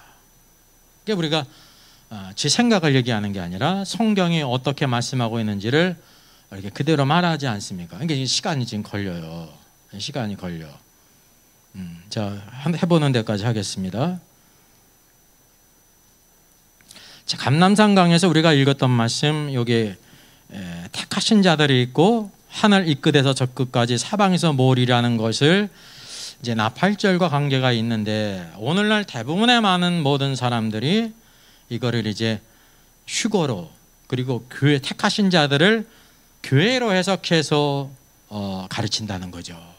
우리가 볼 때도 그렇게 보이지 않습니까? 근데 그거를 자꾸만 성경을 통해서 우리가 조명을 하면 하나의 실체가 하나씩 제대로 볼 수가 있다는 것입니다. 찾겠습니다. 자, 요한계시록 인사이드. 예. 매일매일 읽는 게 여러분 참 좋아요. 성경을 한번 연구하면서 계시록을 하루하루 30분이든지 읽는 게 굉장히 중요합니다. 여러분, 성경 연구에 중요한 두 부분이 있어요. 베드로전서 1장입니다. 이 구원에 대하여는 구원을 저울에 달아놓으면 어떻게 될까요? 이 구원을 달 저울이 없어요, 우주에. 왜? 너무나 놀라운 것이기 때문에. 이게 한마디 여기 이 구원이라고 말했는데요, 이게 아주 놀라운 겁니다. 그래서 히브리서 말씀에서 구원에 대해서 뭐라고 말하고 있냐면 great salvation, 이 큰 구원, 아주 이 위대한 구원. 세상의 모든 것을 다 쏟아부어서 구원을 얻을 수 있어요, 없어요? 없어요. 그래서 이 구원에 대해서 말씀하고 있는데, 너에게 임할 은혜를 예언하던 선지자들은 대언자예요. 선지자가 스스로 말한 게 아닙니다. 하나님의 말씀하신 것을 이제 사람들에게 전한 것이기 때문에 선지자 프로핏은 대언자라는 뜻입니다. 그들이 성경을 어떻게 대했습니까? 그들은 하나님의 말씀을 받았기 때문에 그냥 다 알았습니까? 그럼 얼마나 불공평해요. 선지자는 하나님의 말씀 받았으니까 다 그냥 자연히 알고, 우리는 그냥 성경 읽어야 되고 배워야 되고 묵상해야 되고 연구해야 되고 그래야 한다고 하면, 선지자들이 어떻게 했어요? 연구하고 부지런히 살폈다는 거예요. 성경을 여기 이제 따로 했는데 부지런히 연구했다는 거예요. 우리는 부지런히 읽기만 해도 잘하죠. 오늘날 우리 수준은 부지런히 읽기만 해도 잘한다고 말하지 않습니까? 근데 선지자들은 어떻게 했어요? 부지런히 연구했다니까요. 그리고 살폈다는 겁니다. 자기 속에 계신 그리스도의 영이 그 받으실 고난과 후에 받으실 영광을 미리 증언하여 누구를, 성경에 중요한 게 첫째 뭐예요? 누구를 가르치느냐. 누구를 가르치냐가 중요한 겁니다. 그래서 이제 누구를이 킹제임스 성경에는 searching what이라고 했는데요, 그러니까 무엇이지 않습니까? 이게 잘못된 번역이 아닙니다. 그럼 개역개정은 누구리라고 했는데 잘못됐느냐, 그게 아니고요. 이게 이제 헬라어 티나인데요. 티나는 이제 티스의 이제 변형이죠.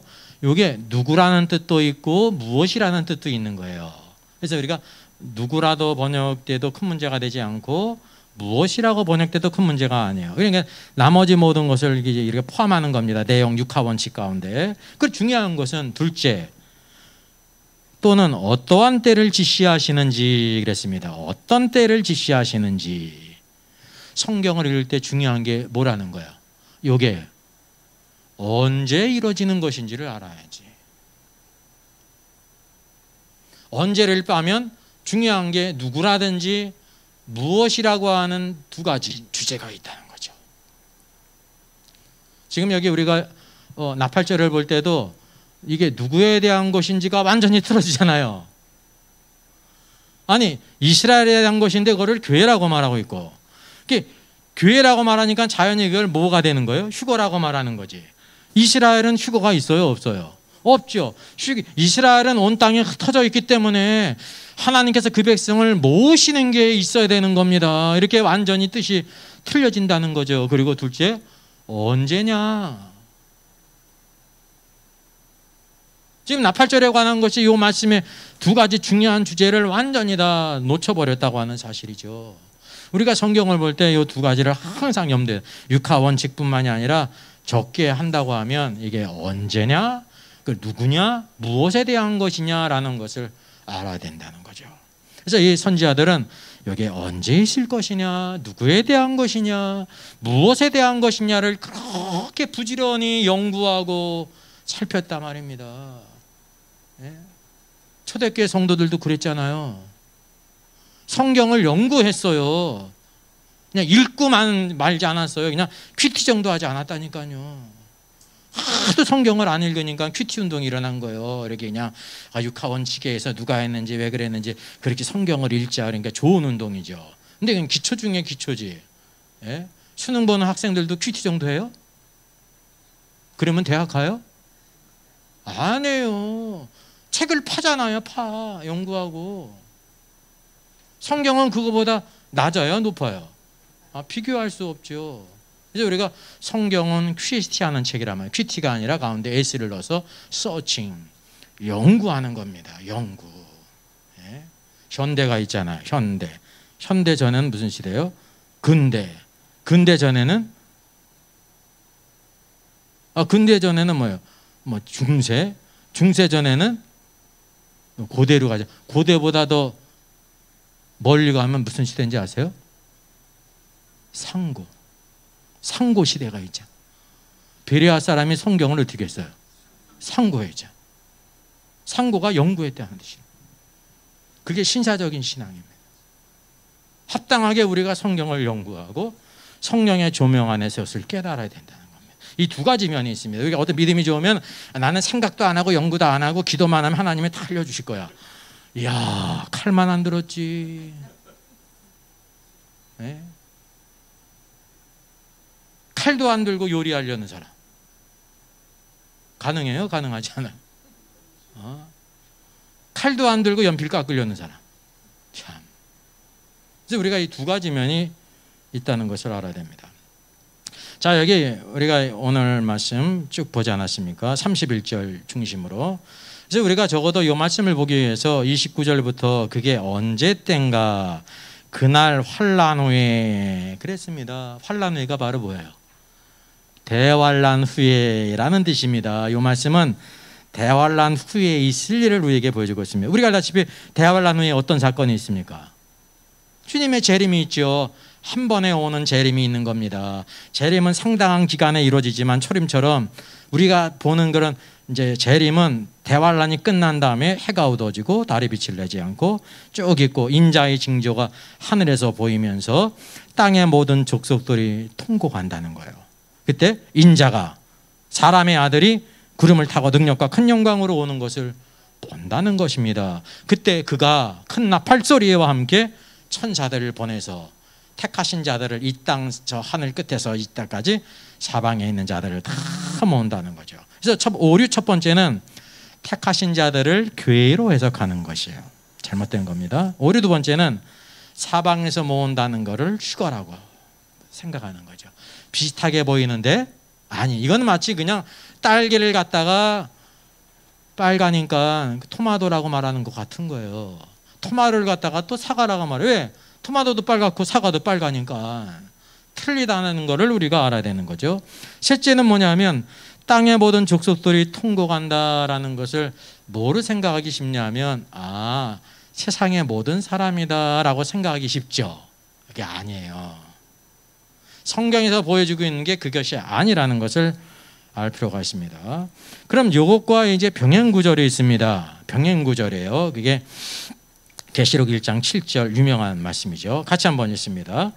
볼지어다 그가 구름을 타고 오시리라. 각 사람의 눈이 그를 보겠고 그를 찌는 자들도 볼 것이요 땅에 있는 모든 족속이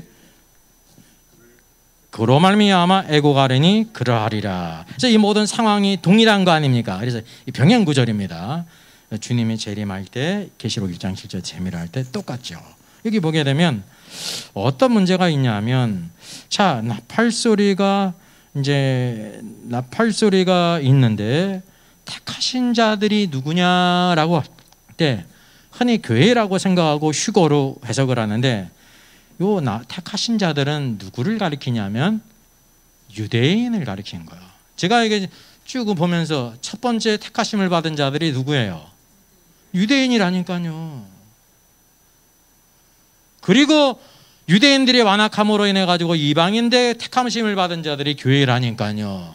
그래서 이 유대인과 이방인이 더해져서 그리스도께서 모퉁이 돌이 돼서 한 교회를 이루시는 거예요. 유대인의 교회가 따로 있고 이방인의 교회가 따로 있는 게 아닙니다. 교회는 하나라 말이죠. 하나.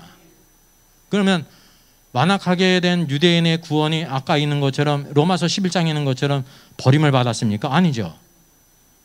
이방인의 수가 충만히 차기까지 더러가 완악하게 된 거죠. 그들이 충만하게 되죠. 그들도. 그럼 마지막에 구원받아야 되는데 주님이 지금 지상에 재림하시잖아요. 아직도 완악한 누가 있어요? 유대인들이 있잖아요. 그들에게 뭐가 필요합니까? 구원이 필요하죠.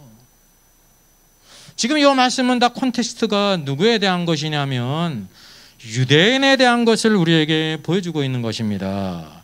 우리가 이제 자세히 하나 또 퀴즈티 하겠습니다. 성경은 대충 하고 넘어가면 수많은 오류들이 있어요. 알든지 모르든지 오류가 있을 수가 있습니다. 그래서 최대한 세밀하게 우리가 말씀을 이렇게 조사하고 살피는 것이 필요하죠. 자, 마태복음 24장을 보게 되면 모든 족속이 통곡한다 그랬지 않습니까? 인자가 구름을 타고 능력과 영광으로 온다고 그랬잖아요. 이 말씀이 무엇에 대한 성취냐면 스가랴 12장 9절 10절에 있는 말씀의 성취예요. 왜냐하면 완악하게 된 유대인들이 마지막에 구원받아야 될 필요가 있지 않습니까? 이 말씀이 주님이 재림하실 때의 상황을 보여주고 있습니다. 예루살렘을 치러 오는 이방 나라들을 그날에 내가 멸하기를 심시리. 마지막에 예루살렘을 치러 오는 이방 모든 나라들이 있다는 거죠. 내가 다윗의 집 그들이 그 찌른 바 그를 바라보고 그를 위하여 애통하기를. 누구를 바라보냐 하면 그가 찌른 예수 그리스도를 직접 바라본다는 거예요. 그를 바라보면서 애통하죠. 왜냐하면 우리가 이단자로 여겨서 십자가 못 박은 예수가 지금 구름을 타고 오시니까 그분이 누구세요? 하나님의 아들이고 메시아였거든요. 그걸 보니까 부인할 수가 없죠. 그러니까 애통하면서 회개한단 말이죠. 그때 예루살렘 주님에게 은총과 강구하는 영을 부어주리니 독자를 위하여 애통하되 그를 위하여 통곡하기를 장작을 위하여 통곡하리라. 그래서 구원받기 위해서 무엇이 있어야 되냐면 회개가 있죠. 회개의 이면에는 뭐가 있는 거예요? 왜 회개를 해요? 믿음이 있기 때문에 그러는 거예요. 저분이 하나님의 아들이시고 메시아였구나. 우리가 그분을 죽이고 이제 2000년 동안 여태까지 메시아를 기다렸구나. 그러면서 애통하고 회개하고 믿었단 말이죠. 그러니까 그들에게 지금은 구원이 임하는 겁니다. 이게 이제 그래서 대속죄일로 완성이 되는 거예요. 그러니까 그들이 구원받을 자들이 뭐가 있어야 돼요? 이 땅 저 끝에서 다 사방에서 모은다는 거죠. 누가? 천사들에 의해서. 그러니까 천사들에서 모은다고 해가지고 이게 휴거가 아니라 유대인들은 지금 땅의 백성이기 때문에 흩어져 있던 모든 백성들을 다 예루살렘으로 모은다는 걸 말하고 있습니다. 그래서 하나님의 구원의 완성이 일어나는 겁니다. 그래서 이거를 뭐라고 생각할 수 있냐면 땅의 모든 족속은 누구를 가리키냐면요. 우리가 흔히 잘못 생각하면 세상의 모든 사람들이다라고 생각할 수 있는데 아니에요. 그러니까 아주 이렇게 지금 뭐랄까요? 그냥 느슨하게 본 거예요. 땅의 족속이라고 불리는 사람은 항상 누구냐면요. 이스라엘 백성이에요. 이스라엘 12지파. 그들이 다 통곡한다 했잖아요. 그래서 킹제임스 성경에는 요 12지파기 택하신 백성이기 때문에 캔드리드라고 번역이 됐어요. 캔드리드. 그리고 여기 마태복음 24장을 보게 되면 택하신 자들 그랬는데 택하신 자들은 교회만 있는 게 아니라 누구라 그랬어요? 유대인이 있다네요. 교회에 대한 모든 것은 이미 구속이 완성이 됐죠. 그러니까 누가 아직 완성이 되지 않냐면 완악하게 된 유대인들, 그들이 주님 마지막 재림하시게 될 때 회개하고 돌아올 자, 그들도 택하신 자들이라고 부를 수 있다는 걸 우리가 간과하면 안 된다는 거예요. 이게 주객이 전도된 거예요. 먼저 택함을 받은 자가 유대인인데 그거를 차버리고 우리만 택함을 입었다고 하는 것도 그게 큰 착각입니다. 그들이 먼저 택함을 입었다는 거죠. 그러니까 율법을 지키는 경건한 자들입니다. 그냥 유대인이 아니라. 그래서 이 이스라엘의 남은 자들이 회개하고 돌아옴으로 하나님의 구원의 완성이 이루어짐을 우리에게 보여주고 있습니다. 자, 계시록 1장 7절도 마찬가지입니다. 각 사람의 눈이 그를 보겠고를 뭐라고 우리가 생각하기 쉽냐면 잘못된 관점이에요. 각 사람의 눈이니까 여기에 세상의 모든 사람이겠지라고 생각할 수 있잖아요. 이게 느슨하게 보면 그 정도 우리가 알 수가 있는 것입니다. 근데 그게 아니라 그를 찌른 자들도 볼 것이요 그랬습니다. 이게 계속 병행구예요. 각 사람이 누구냐? 그를 찌른 자들이라는 거죠. 유대인이라는 거예요. 그리고 땅에 있는 모든 족속이 알다시피 이 족속이라는 말은 이방인을 가리키는 게 아닙니다. 그로 말미암아 애곡한다 그랬습니다. 그러니까 애곡하고 찌른 자들이고 그 눈이 그를 보니까 이 모든 것은 누구냐면 유대에 있는 자들, 유대인을 가리킵니다. 왜냐하면 예수님이 재림하실 때 그의 발이 어디에 있어요? 감람산 동쪽에 쓰시지 않습니까? 그래서 유대에 있는 자들이, 유대인들이 그를 보고 회개하고 돌아올 것을 우리에게 보여주고 있는 것입니다. 이게 이제 이거는 각 사람을 세상의 모든 사람으로 생각하는 것은 오류라는 겁니다. 그러니까 온전히 우리가 보게 될 때 어떻게 볼 수가 있냐면 이게 하나예요. 각 사람의 눈이든지 그를 찌른 자들이든지 애고가는 땅의 모든 족속 지파들이 동일한 자들이라는 거예요. 직접 눈으로. 주님의 재림은 가견적으로 구름을 타고 인자로 오시기 때문에 숨기고 오시는 것이 아니기 때문에 모두 다 볼 수가 있다는 것을 우리가 보여주고 있다는 사실이죠. 그래서 우리가 이게 구별하는 게 아주 중요한 부분인데요. 마태복음 24장을 보게 되면 땅의 모든 족속들이 통곡한다 그랬잖아요. 택하신 족속자들이라고 말하고 있죠. 이게 병영구절이 계시록 1장 7절이었죠. 똑같은 상황을 보여주고 있는 거예요. 여기에 나오는 모든 족속들이 있는데, 마태복음 24장에 모든 족속들이 있는데, 이건 어떤 뜻이냐면 헬라어 휠라이, 이게 복수형인데 휠레의 휠레입니다. 휠레의 복수인데 무슨 뜻이냐면요, 이방인이 아닌 유대인을 가르칠 때 족속이라든지 지파로 번역되는 겁니다. 우리가 흔히 족속들 하면은 누구도 포함되냐면 이방인까지 포함되는 걸로 생각하잖아요. 족속은 우리말로 그렇게 할 수 있지만 원래 오리지널 미닝은 헬라어는 여기 휠레는 누구한테 하면 쓰여져요? 이방인이 아닌 유대인에게만 쓰여집니다. 계시록 1장 7절에 나오는 이것도 마찬가지입니다. 모든 족속이 할 때 뭐라고요? 휠라이, 모든 족속들 12지파가 본다는 것을 가리키는 것입니다. 이에 반해서 똑같이 족속으로 번역되는데 대표적인 말씀이 마태복음 28장에 있죠. 지상대 위임 명령, 그러므로 너희는 가서 모든 민족으로 제자를 삼아 아버지와 아들과 성령의 이름으로 세례를 주고 그랬잖아요. 과거 개역 한글에서는 모든 민족이 뭐로 번역됐어요? 족속으로 번역됐죠. 이제 똑같이 족속이니까 똑같은 의미로 우리가 알 수가 있습니다. 근데 이런 거 같은 거는 우리가 이제 성경 원어를 보게 되면 뭐로 했냐면 에드네예요. 에드네가 이제 복수형인데 에드노스의 복수형입니다. 이거는 무슨 뜻이냐면 유대인이 아닌 이방인을 족속을 가르칠 때 에드노스를 사용하는 겁니다. 그러니까 예수님께서도 지금 제자들에게 제자 삼으라는 거 아니에요. 제자 삼으라는 게 이스라엘의 12지파일까요? 세상의 모든 사람을 가리킬까요? 세상의 모든 족속들이죠. 그러니까 이게 에드노스를 가리키는 겁니다. 에드노스, 유대인이 아닌 이방인을 가리킬 때 쓰는 겁니다. 여기에 병행구절이 여기 있지 않습니까? 마태복음 25장 32절에도 인자가 영광의 보좌에 앉잖아요. 재림하셔서 영광의 보좌에 앉으셔요. 그때 누가 있냐면 구원받지 못한 모든 불신자가 있지 않을 거 아닙니까? 불신자를 다 어떻게 심판하셔야 되니까 그들을 다 불러 모아요, 소환시켜요. 그때 모든 민족입니다. 이 민족은 휠라이가 아니라 뭐예요? 에드노스예요. 에드네는 누구를 가리키냐면 유대인이 아닌 이방인들로서 족속이라는 겁니다. 그러니까 유대인들은 이와 같이 자기들을 가리키는 거는 단어가 휠레고 이방인을 가르칠 때는 에드노스로 구별한다는 거죠. 그래서 이게 확연해지는 거예요. 이거를 우리가 구별 못해서 예수님께서도 여기 이제 마지막 오실 때 땅의 모든 족속들이 통곡한다고 했을 때 땅의 모든 족속이니까 우리가 뭐라고 생각할 수 있냐면 세상의 모든 족속들이 다 통곡하나 보다라고 생각할 수가 있죠. 근데 그게 아니에요. 주님이 직접 볼 수 있게 오는 그 장소가 유대 땅이고 그 땅은 누가 살고 있냐면 이스라엘 유대인들이 살고 있기 때문에 그들이 보고 통곡하고 회개하고 주께로 돌아오는 택하신 자들이라고 말하고 있는 겁니다. 그래서 이와 같이 성경에 확연하게 유대인과 이방인을 구별해서 우리에게 보여주고 있는 것입니다.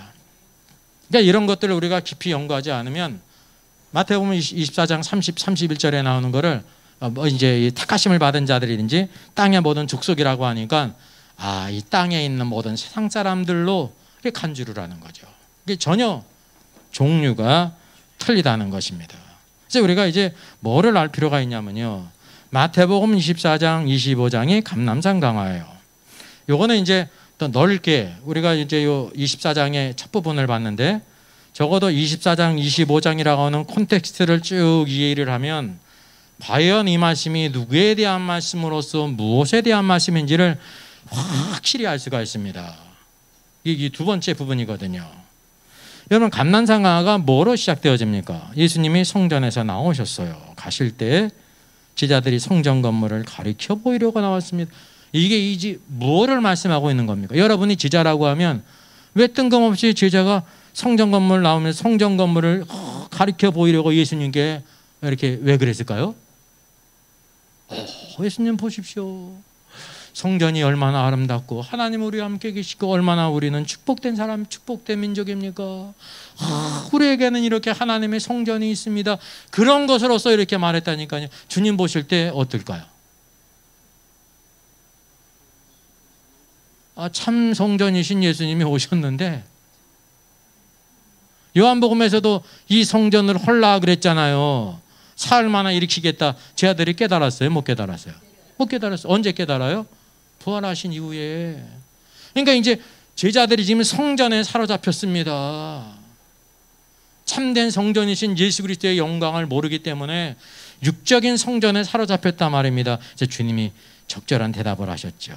이 모든 것을 보지 못하느냐? 내가 진실로 너에게 이르노니 돌 하나도 돌 위에 남지 않고 다 무너뜨리리라. 주님은 이렇게 찬물을 끼얹어. 예? 그러니까 제자들의 그 생각과 관념이 잘 됐다는 거예요? 못 됐다는 거예요? 아주 잘못됐기 때문에 주님이 교정하시는 거예요.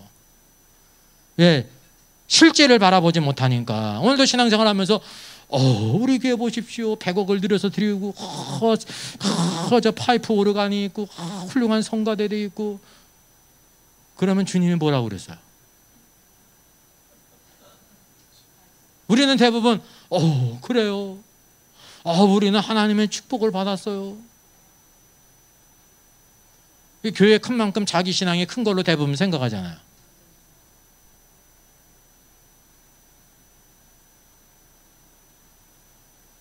그래서 주님께서 이 잘못된 제자들의 생각을 교정시켜 주시기 위해서 이제 하나님의 경륜 가운데 이것으로부터 시작돼 가지고, 그래서 이 중심이 뭐가 있냐면 시작이요, 예루살렘 성전이에요.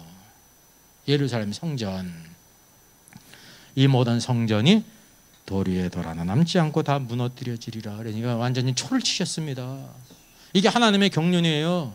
쓸 데가 없기 때문에 AD 70년 로마 티투스 장군에 의해서 예루살렘이 멸망하잖아요. 하나님이 허락하신 겁니다. 그리고 흩어지잖아요. 예루살렘 성전은 예수님이 오셨기 때문에 아무 의미가 없는 겁니다. 그 이전에는 그가 예수 그리스도를 예표했기 때문에 의미가 있는 거예요, 구약 시대에. 근데 오늘날도 교회를 자꾸만 뭐라고 그래요? 성전을 짓는다고 그러고, 또 아니면 성전을 우리가 크고 아주 훌륭한 성전을 져야 주님이 오시면 기뻐하신다고. 주님이 숫자 하늘에 계시지 여기 그 성전에 있으려고 오시겠어요? 주님이 계실 방도 없으면서? 그렇잖아요. 우리가 그런 생각을 가지고 있다니까요. 그냥 우리 성도들이 예배드리고 이렇게 할 공간이 있으면 되는 겁니다. 필요에 의해서. 그리고 또 이게 하찮은 것이 아니라 하나님께 구별되어 드려진 것이기 때문에 거룩한 곳이에요. 하나님께 드려진 것은 다 거룩한 거예요. 똑같은 건물이라도 그런 관념을 가져야 된단 말입니다. 그래서 이게 AD 70년에 성취가 됐잖아요. 그런 이후에 예수님이 감난산에 이렇게 앉으셨습니다. 제 아들이 조용히 은밀하게 와서 말하면 우리에게 이르소서 어느 때에 이런 일이 있겠사오며 주의 임하신가 세상 끝에는 무슨 징조가 있사오리까 라고 물었습니다. 그래서 이 질문, 예루살렘 성전을 중심으로 해가지고 이루어지는 일들과 함께 그 위에 일어나는 일들을 쭉 주님이 이렇게 말씀하신 것입니다. 제자들의 질문에 대해서 이런 일, 성전이 무너지는 거죠. 주의 임하실 세상 끝의 징조. 그리고 24장 4절부터는 재난의 징조예요. 이 재난의 징조는 우리가 이제 자꾸만 교회에 대입하기 쉬운데, 교회에 대한 것, 예루살렘 성전이 무너진 다음에 유대인들이 겪을 그 모든 일들을 쭉 말씀하신 거예요, 차례대로. 지금 이거면 쭉 첫째 번에 그 말씀의 대상이 누구냐면 유대인이라는 것입니다. 교회에 대한 것이 아닙니다. 이거를 내가 교회에 대해서 해석하고 있지 않습니까? 대체로 우리가 하나만 이제 우리가 대표적으로 한다면 뭐가 있습니까? 쭉 두드러지게 일반적으로 대적이 일어나고 전쟁 난리가 있을 뿐만 아니라 여기 성경에 말씀하고 있는데 내 이름 때문에 모든 민족에게 미움을 받으리라 했잖아요. 이게 유대인을 가리키는 거예요. 교회에도 미움을 받지만 이거는 누구에 대한 것이냐면 이제 셰익스피어의 그 베니스의 상인 누구에 대한 핍박을 소설로 나타난 거예요? 유대인의. 예? 유대인이 곳곳에서 핍박을 받았습니다. 2차 세계대전 히틀러에 의해서 900만이 있을 때 600만이 가스실에 시체가 됐잖아요. 곳곳에서. 그리고 뭐냐면 거짓 선지자가 많이 일어나. 오늘도 우리 교회에 대해서 거짓 선지자가 있을 수 있지만 거짓 선지자에 취약한 자들이 유대인입니다. 구약에도 거짓 선지자들이 있었던 것처럼 불법이 성하고. 그리고 중요한 거, 끝까지 견디는 자는 구원을 얻으리라. 예수 믿는 사람들이 끝까지 견뎌야 구원을 얻어요? 제가 이것도 요 주제 영상을 올렸어요. 끝까지 견디는 거는 인내하는 신앙은 좋은 겁니다. 무슨 말인지 아세요? 근데 끝까지 견뎌야 구원을 받아요? 아니잖아요. 그 누구냐면 유대인들이에요. 끝까지 견뎌야 왜? 마지막에 구원을 받으니까. 예수 그리스도를 믿지 않죠? 완악한 가운데 있죠. 그러니까 어떻게 돼? 끝까지 견뎌야 마지막에 구원을 얻는다니까요. 그러니까 그것도 누구에 대한 것이냐면 경건한 유대인의 경우 끝까지 견뎌야 된다는 거죠. 그래서 여기 유대인에 대한 견해라는 게 맞는 겁니다. 대부분 이거를 교회에 적용하는데 틀리고요. 또 중요한 사실은 뭐냐면 15절로부터 선지자 다니엘의 말한 바 그랬습니다. 이게 뭐냐면 멸망에 가증한 것이 우상이죠. 거룩한 것이 성전이잖아요. 그래서 이게 예루살렘 멸망의 AD 70년이에요. 그리고 또 우리가 뭘 기억해야 되냐면 요것에 대해서 또 완전히 성취될 때가 언제냐면요. 마지막 때, 마지막 3년 반의 시작이 거룩한 곳에 성전이 세워질 때.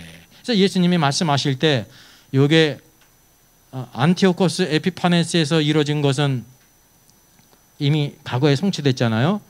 요 말씀을 대개 무엇으로 해석을 합니까? 요거 AD 70년에 로마에서 멸망당하는 것을 가리킨다고 모두 다 해석하는 겁니다. 그게 잘못된 거죠. 이미 예수님께서 앞서서 돌 위에 돈 하나도 남지 않고 멸망할 것을 말씀하셨어요. 이거는 뭐냐면 대환란 때 또다시 성전이 세워질 뿐만 아니라 그것에 멸망에 가증한 것이 세워질 것이다. 그래서 미래형으로. 예수님 때 이후에 이루어질 것을 우리에게 보여주고 있는 것이죠. 그리고 여기 중요한 것은 여기 쭉 중요한 단어가 있죠. 유대에 있는 자들은 누굽니까? 유대인이 전부죠. 거의 대부분이. 이걸 갖다가 자꾸만 교회에 적용해요. 한국에 살고 미국에 살고 이렇게 살고 있는데 유대에 있는 자들은 산으로 도망을 하는데 우리가 산으로 도망가야 된다. 그러니까 초등학교를 잘 나와야 돼요. 이게 한글도 모르는 거잖아요. 이게 어려운 게 아닌데. 지붕에 있는 자들은 집안에 물건 가지러 밭에 있는 자는 다 뭐냐 하면 유대에 있는 자들을 가리키는 거예요. 유대에 있는 자. 유대인이기 때문에. 또 그 도망하는 일이 겨울이나 안식일이 되지 않도록 주의하라 그랬죠. 겨울은 일상적인 어려움이에요. 우리 다 알지 않습니까? 안식일 날 도망가지 못하는 족속은 누구예요? 유대인이에요. 유대인. 이게 다 유대 땅을 중심해서 일어나는 것을 말하고 있습니다. 왜냐하면 그때 큰 환란의 중심지가 어디냐면 유대입니다. 예루살렘 성전에 멸망에 가증한 것이 쓴다는 거죠. 전에도 없었고 후에도 없을. 그러나 택하신 자들을 위하여 그날을 감하시리라 그랬습니다. 그래서 우리가 하나님의 계획 가운데 사실은 대환란이 7년이라는 것을 예상할 수 있는데 주님께서 그것을 감하셨기 때문에 3년 반이에요. 멸망에 가증한 것이 쓸 때부터 주님이 재림할 때까지가 3년 반 42달 1260일이라는 것을 우리가 알게 된다는 거죠. 거짓 그리스도와 거짓 선지자들을 말씀하고 있는 것도 누가 제일 취약하냐 하면 유대인이라는 것을 말하고 있습니다. 자, 뒤에 이어서도 마찬가지입니다. 29절 오늘 말씀은 환란 후에 이것도 상황이다. 환란 후 주님이 재림하실 때의 상황이면서 그때 땅의 모든 족속들, 여기 족속들이 뭐라고 그랬어요? 예? 에드노스라고 그랬어요? 휠레라고 그랬어요? 휠레, 땅의 모든 지파들, 유대인들을 가리키는 거예요. 그들이 통곡하니까 통곡하는 자는 회개하는 거죠. 그러니까 뭐가 있어요? 구원이 있는 겁니다. 마지막 대속죄일로 이어지면서 예루살렘의 멸망, 대환란 후 재림, 쭉 주님의 재림하실 때까지 유대인들에게 벌어질 일들을 전반부의 말씀에서 쭉 말씀하신 거예요. 그것이 그들의 관심이었다니까요. 근데 주님은 어떤 분이세요? 예? 차고 넘치도록 다 완전히 채워주시고 보너스를 주시는 분 아니에요. 그 보너스가 뭐가 있어요? 제자들이 묻지 아니한 뭐에 대해서 말씀하십니까? 교회에 대해서. 교회. 그래서 24장 32절을 넘어가면 무화과 나무의 비유를 배우라라고 말하고 있습니다. 제가 비유에 대한 영상을 몇 개 올렸는데요. 중요한 영상이에요. 비유에는 뭐가 없어요?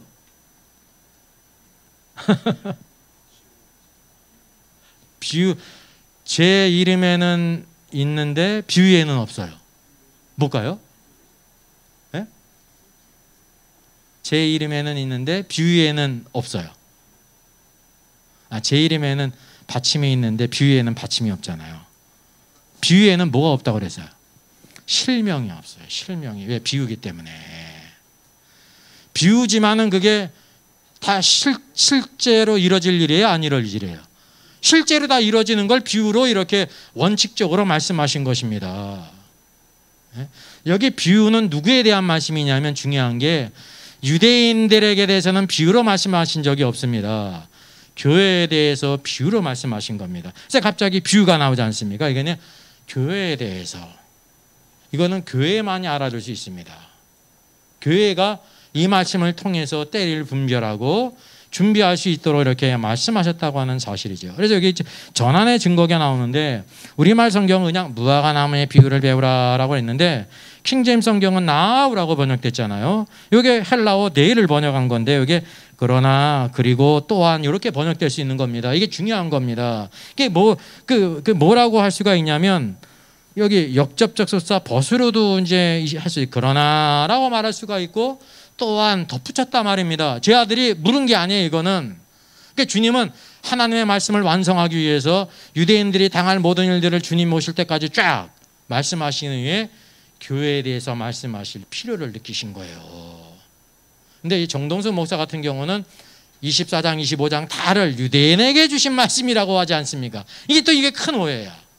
대부분은 다 교회에 대한 말씀이라고 하는데 정동수 목사는 이제 유대인에게 주는 말씀이라고 하니까 앞부분은 맞는데 뒷부분 여기서부터는 다 틀리게 되지 않습니까? 양과 염소는 또 누구에 대한 말씀이에요? 교회가 아닙니다. 그거는 이방인 모든 민족이니까 그게 필레겠어요? 에드노스겠어요? 에드노스 아닙니까? 민족은 이방, 열방, 불신자거든요.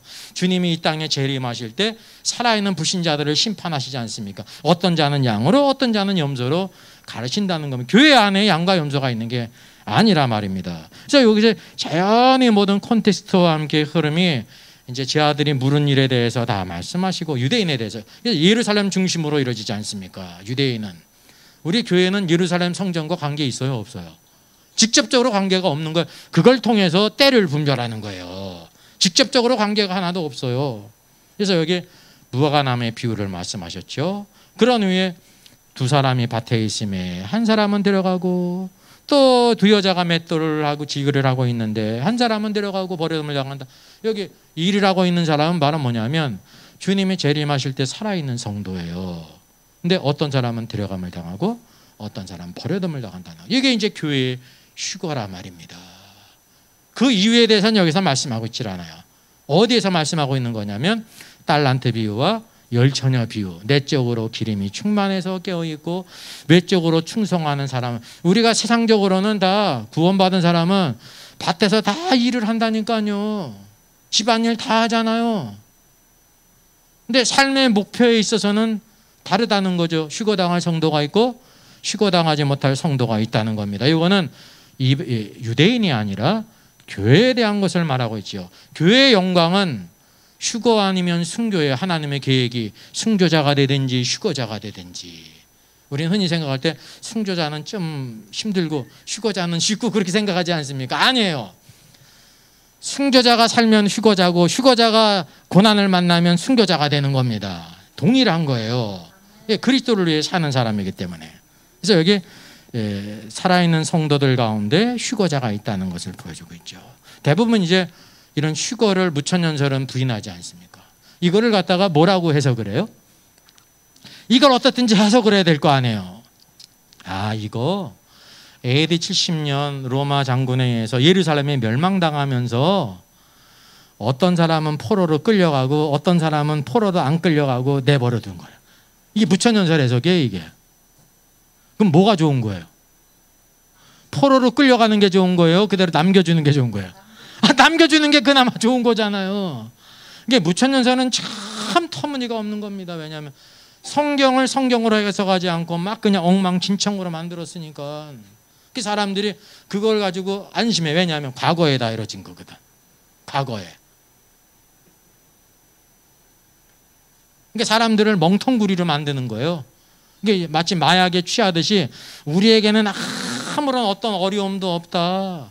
그게 얼마나 잘못된 가르침이냐 말이죠. 이게 교회에 대한 말씀입니다. 요거는 이방인도 아니고 유대인도 아니고 교회에 대한 말씀이라는 걸 알게 됩니다. 그 열처녀 비유잖아요. 이게 믿는 신자는 하나님께 보실 때 내적으로 지혜로운 다섯 처녀든지 미련한 다섯 처녀야. 이게 차이가 바로 뭡니까? 기름으로 충만하냐, 충만하지 못하느냐. 기름의 문제는 무엇의 문제예요? 성령 충만의 문제라는 걸 보여주고 있습니다. 그러니까 혼인잔치에 참여하느냐, 참여하지 못하느냐, 내적인 면을 먼저 보여주고 있는 것입니다. 그러니까 이제 참고 영상에 쭉 있고요. 그 이어서 달란트 비유가 나오지 않습니까? 달란트 비유가 이제 건너뛰었네요. 달란트 비유는 이제 외적으로 우리가 주님이신 달란트를 가지고 어떻게 충성하느냐. 5달란트, 2달란트, 1달란트 모두 구원받은 신자입니다. 부처연설은 이거를 뭐라고 해석하냐면 5달란트, 2달란트 맡은 자는 착하고 충성된 종이라고 칭찬받기 때문에 신자고, 1달란트 맡은 종은 악하고 게으른 종으로 책망받았기 때문에 불신자다라고 하니까 신자는 아무것도 문제가 없다고 가르치는 거예요. 근데 진짜 그랬으면 좋은데 그게 사실이어야 된다는 거예요. 예? 6.25 전쟁 일어나게 될 때 3파전이 뚫리고 서울이 막 함락되고 그러잖아요. 그때 국방부 장관이 뭐라고 그랬대요? 대통령한테 각하 걱정하지 마십시오. 점심은 개성에서 먹고 저녁은 평양에서 먹을 겁니다. 북한 애들이 점심을 대전에서 먹고 저녁을 부산에서 먹을 뻔했는데 그게 실자여야 좋은 거죠. 좋은 말이 좋은 게 아니라니까요. 그래서 우리가 영적인 실제를 바로 알아야 되는 거예요. 항상 하나님의 백성 안에는 지혜 있는 자와 미련한 자가 있고 충성된 자가 있고 게으른 자가, 악한 자가 있는 거예요. 이기는 자가 있고 이기지 못하고 패배하는 자, 우리의 보물을 하늘에 쌓는 사람이 있고 땅에 쌓는 사람이 있다는 걸 성경이 보여주고 있단 말입니다. 그리고 마지막에 보면 주님이 뭐를 말씀하셔야 돼요? 유대인에 대해서 말씀하셨죠. 교회에 대해서 말씀하셨죠. 마지막 누가 남아요? 이방 불신자들. 주님이 이 땅에 재림하실 때 살아있는 불신자들이 있을 거 아니에요. 그들 그냥 보고만 있을 거예요? 그들을 심판하셔야 될 거 아닙니까? 공의로 통치하셔야 되잖아요. 그래서 인자가 자기 영광으로 모든 천사와 함께 올 때 영광의 보좌에 앉으셔요. 그리고 모든 민족, 이 모든 민족이 뭐라고 그랬습니까? 필레라고 그랬습니까? 에드노스라고 그랬습니까? 에드노스, 유대인이 아닌 이방 모든 민족을 다 불러요. 불신자, 열방, 이방이에요. 그리고 각각 구분하기를 목자가 양과 염소를 구분하는 것처럼 가른다는 거. 이게 비유가 아니죠. 실제로 모든 불신자가 왔는데 목자가 양과 염소 비슷하지만 확실히 틀리기 때문에 다 구분하지 않습니까? 그것처럼 양으로 염소로 무엇에 의해서? 영원한 복음에 의해서. 그래서 영원한 복음에 대한 영상이 쭉 있잖아요. 이게 계시록을 모르면 이 말씀을 알 수가 없어요. 오늘날 이 말씀을 대부분 교회 안에 양과 염소가 있다고, 저 양이야 염소야 저거 염소 지옥에 갈름하냐 그러니까 이렇게 해가지고 겁먹고 신앙생활 잘하는 사람 있죠. 그 말씀을 완전히 왜곡한 거예요. 좋든지 나쁘든지. 얼마나 그냥 신자들을 정신 차리게 하는데 좋습니까? 이 염소면은 지옥 가는 거 아니잖아요. 지옥 가는 거잖아요. 마귀와 그 사자 천사들을 위하여 예비된 영원한 불못에 들어가라. 불못에 들어가잖아요. 아니라는 말입니다. 이 성경의 완전히 구원론을 왜곡했어요. 무지하든지 알지 못하든지. 그래서 마지막에 불신자에 대한 심판까지 해가지고 감람산 강화가 유대인, 먼저 택함을 심은 유대인과 나중 부르심을 입은 교회와 그리고 심판받을 열방 모든 민족까지 포함이 되는 거예요. 하나님 말씀이 이렇게 완벽하게 2장에 이르지만은 완벽하게 우리에게 보여주고 있다는 사실이죠. 자 보세요. 그래서 감람산 강화는 제자들의 질문이 있고 재림 때까지 유대인에 대해서 뭐가 남은 비유? 교회에 대해서. 예, 데려감을 당하고 회개에 대해서 열처녀의 비유, 달란트 비유, 교회에 대한 것이죠. 마지막 남은 거, 주님이 이 땅에 재림하실 때 살아있는 불신자가 있잖아요. 그들을 심판하세요. 그러면 누구만이 남는 거예요? 주님이 재림하시기 전에 죽은 불신자만 남죠. 그들은 언제? 천년왕국 후에 백보자 심판에서 모든 죽은 자들을 다시 이제 심판의 부활로 나와서 심판 안에 영원한 불못에 들어가지 않습니까? 그때는 모두 다 불못에 던져요. 사망과 음부도, 음부 지옥도, 예? 지옥과 불못이 틀린 곳이라는 것을 우리가 알다 말입니다. 그래서 마태복음 24장 25장 감람산 강화의 대상을 보게 되면 첫째, 예루살렘 성전을 통해서 질문했던 것처럼 이스라엘의 택한 자들, 24장 31절까지 유대인에 대해서 완전히 주님이 재림하실 때 회개하고 돌아올 자들에 대해서, 그게 이제 나팔절로 완성이 되는 거 아닙니까? 두 번째, 부르심을 입은 자 교회에 대해서 비유로 말씀하시고, 두 번째 말씀하시고, 마지막 모든 배경을 이루는 모든 민족, 이게 네이션이죠. 그래서 네이션은 그 라틴어 나치오라는 말에서 나온 거예요. 민족, 나라라고 번역이 되죠. 여기 이방, 열방이에요. 그들은 뭘로 나눠지냐면 양과 염소예요. 대환란 가운데 휴거되지 않은 성도나 유대인들을 먹이고 입히고 돌봐준 자는 양으로, 그렇지 않은 자들은 염소로 간주된다는 거죠. 그래서 25장 마지막 절까지가 이방인에 대한 말씀으로 해가지고 감람산 강화, 예, 마태복음의 계시록이 다 완성이 되는 겁니다. 이게 요 두 장 말씀이 사실 길어요, 짧아요? 길다면 길고 짧다면 짧은데 여기 하실 말씀을 다 한 거예요. 새 무리에 대해서. 마지막 주님이 오실 때, 주님이 승천하신 이후에 예루살렘 멸망부터 해가지고 모든 것을 망라해서 우리에게 보여주고 있다는 사실입니다. 오늘도 우리에게 교회로 부름을 입었다는 것이 얼마나 놀라운 축복입니까? 예, 여러분, 유대인들이 자꾸 유대인들 하는데 유대인들이 특별합니까? 특별하다는 것은 먼저 부름을 입으신 거예요. 그들이 완악함으로 인해 가지고 교회가 부르심을 입었죠. 그러면 교회의 영광에 있는 거예요. 교회가. 그래서 교회는 이제 구약의 성도들과 함께 구원받은 모든 것은 유대인일지라도 유대인이 아닙니다. 교회지. 구약의 성도, 신약의 성도들이 다 어떻게 이방인들이 하나가 돼서 예수님이 모퉁이 돌이 되심으로 한 몸을 이루고 있는데, 유대인이라고 부르는 사람은 예수님을 영접하지 않은 사람을 우리가 유대인이라고 부르는 겁니다. 아직 예수님을 믿지 않은 자들을 유대인, 완악한 유대인인데, 경건한 유대인들이 다 언제 구원받아요? 마지막 때 나팔절, 주님이 재림하실 때 천사들이 나팔을 불고 그들을 다 끌어모으지 않습니까? 주님을 보고 애통하고 돌아오잖아요. 회개하고. 그래서 이 뭐로 이어져요? 대속죄일로 이어져요. 죄를 사하셔야 될 거 아닙니까? 예? 오늘 교회에는 죄 사함이 필요해요? 필요치 않아요? 필요치 않죠.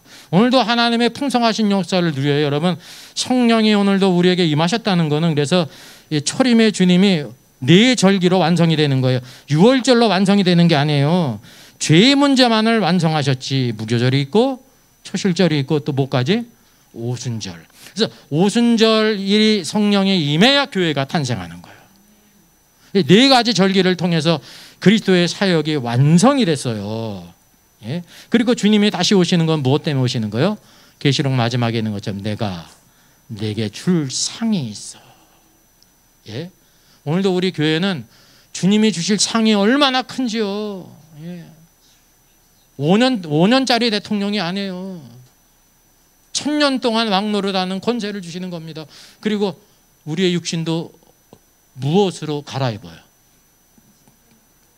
부활의 옷이요. 부활의 옷이 바로 어떻습니까? 천사와 같아요. 시집도 가지 않고 장가도 가지 않고 자지도 않아도 먹지도 않아도 주님이, 부활하신 주님이 막 시공간을 막 이렇게 초월하시잖아요. 그러니까 그 땅에 구원받지 못한 사람이 그때 볼 때, 왕으로 들어가는 사람을 볼 때 누구와 같습니까? 신과 같은 겁니다. 실제로 신과 같은 겁니다. 우리가 하나님의, 그때는 아들로 불리는 거예요. 오늘날 이 시대에 하나님의 아들로 불릴 사람이 없어요. 왜? 우리의 생각이 변화되지 않고 우리 몸도 변화되지 않았잖아요. 근데 그때는 몸까지 다 변화되지 않았어요. 영광의 몸을 입잖아요. 빌립보서 말씀에 있는 것처럼 그 영광을 우리가 바라볼 때 신앙생활은 가장 큰 영광 위에 푯대를 향해서 달려나가는 것입니다. 초대교회 성도들이 그 복음을 알았기 때문에 주님을 위해 그렇게 섬긴 거예요. 우리가 잘못 이해하면 초대교회 성도들은 너무 지나쳤어. 그래서 이제 사다성어도 있잖아요. 과유, 불급. 그렇게까지 할 필요가 있나? 그건 우리의 미련함이지. 예? 그리스도를 섬기는데 넘치는 게 있어요, 없어요? 없어요. 그리스도는 넘치는 것이 없습니다. 그 영광과 능력과 권세 가운데 우리를 붙드시는 분이십니다. 오늘도 이 주님을 말씀과 성령 안에서 깨닫고 이 영광의 주님을 바라보며 보면 그분을 따라가게 돼 있어요. 그분을 따라가게 돼 있어요. 예. 빛을 향하여 모든 것들이 다 향하듯이, 그렇죠? 빛을 향해서. 예. 산에, 가파른 산에 보면 나무들 보세요. 나무들이 어떻게 섰습니까? 산이 이렇게 가파른데 나무들이 이렇게 섰어요? 다 하늘에 똑바로 설 때니까요. 하나님께서 그렇게 다 만드셨잖아요. 우리도 마찬가지입니다. 참된 빛을, 주님의 영광을 알면 주님을 따라야 되잖아요. 삶이 아무리 가파르고 힘들어도 모든 나무들이 다 똑바로 서 있는 것처럼 모든 것 서서 하나님의 역사를 이뤄갑니다. 오늘도 이 시대에 복음의 영광 가운데 주님의 역사를 알아서 승리해서 이기는 자가 되는 저와 여러분 되기를 주님의 이름으로 부탁드리겠습니다. 아멘.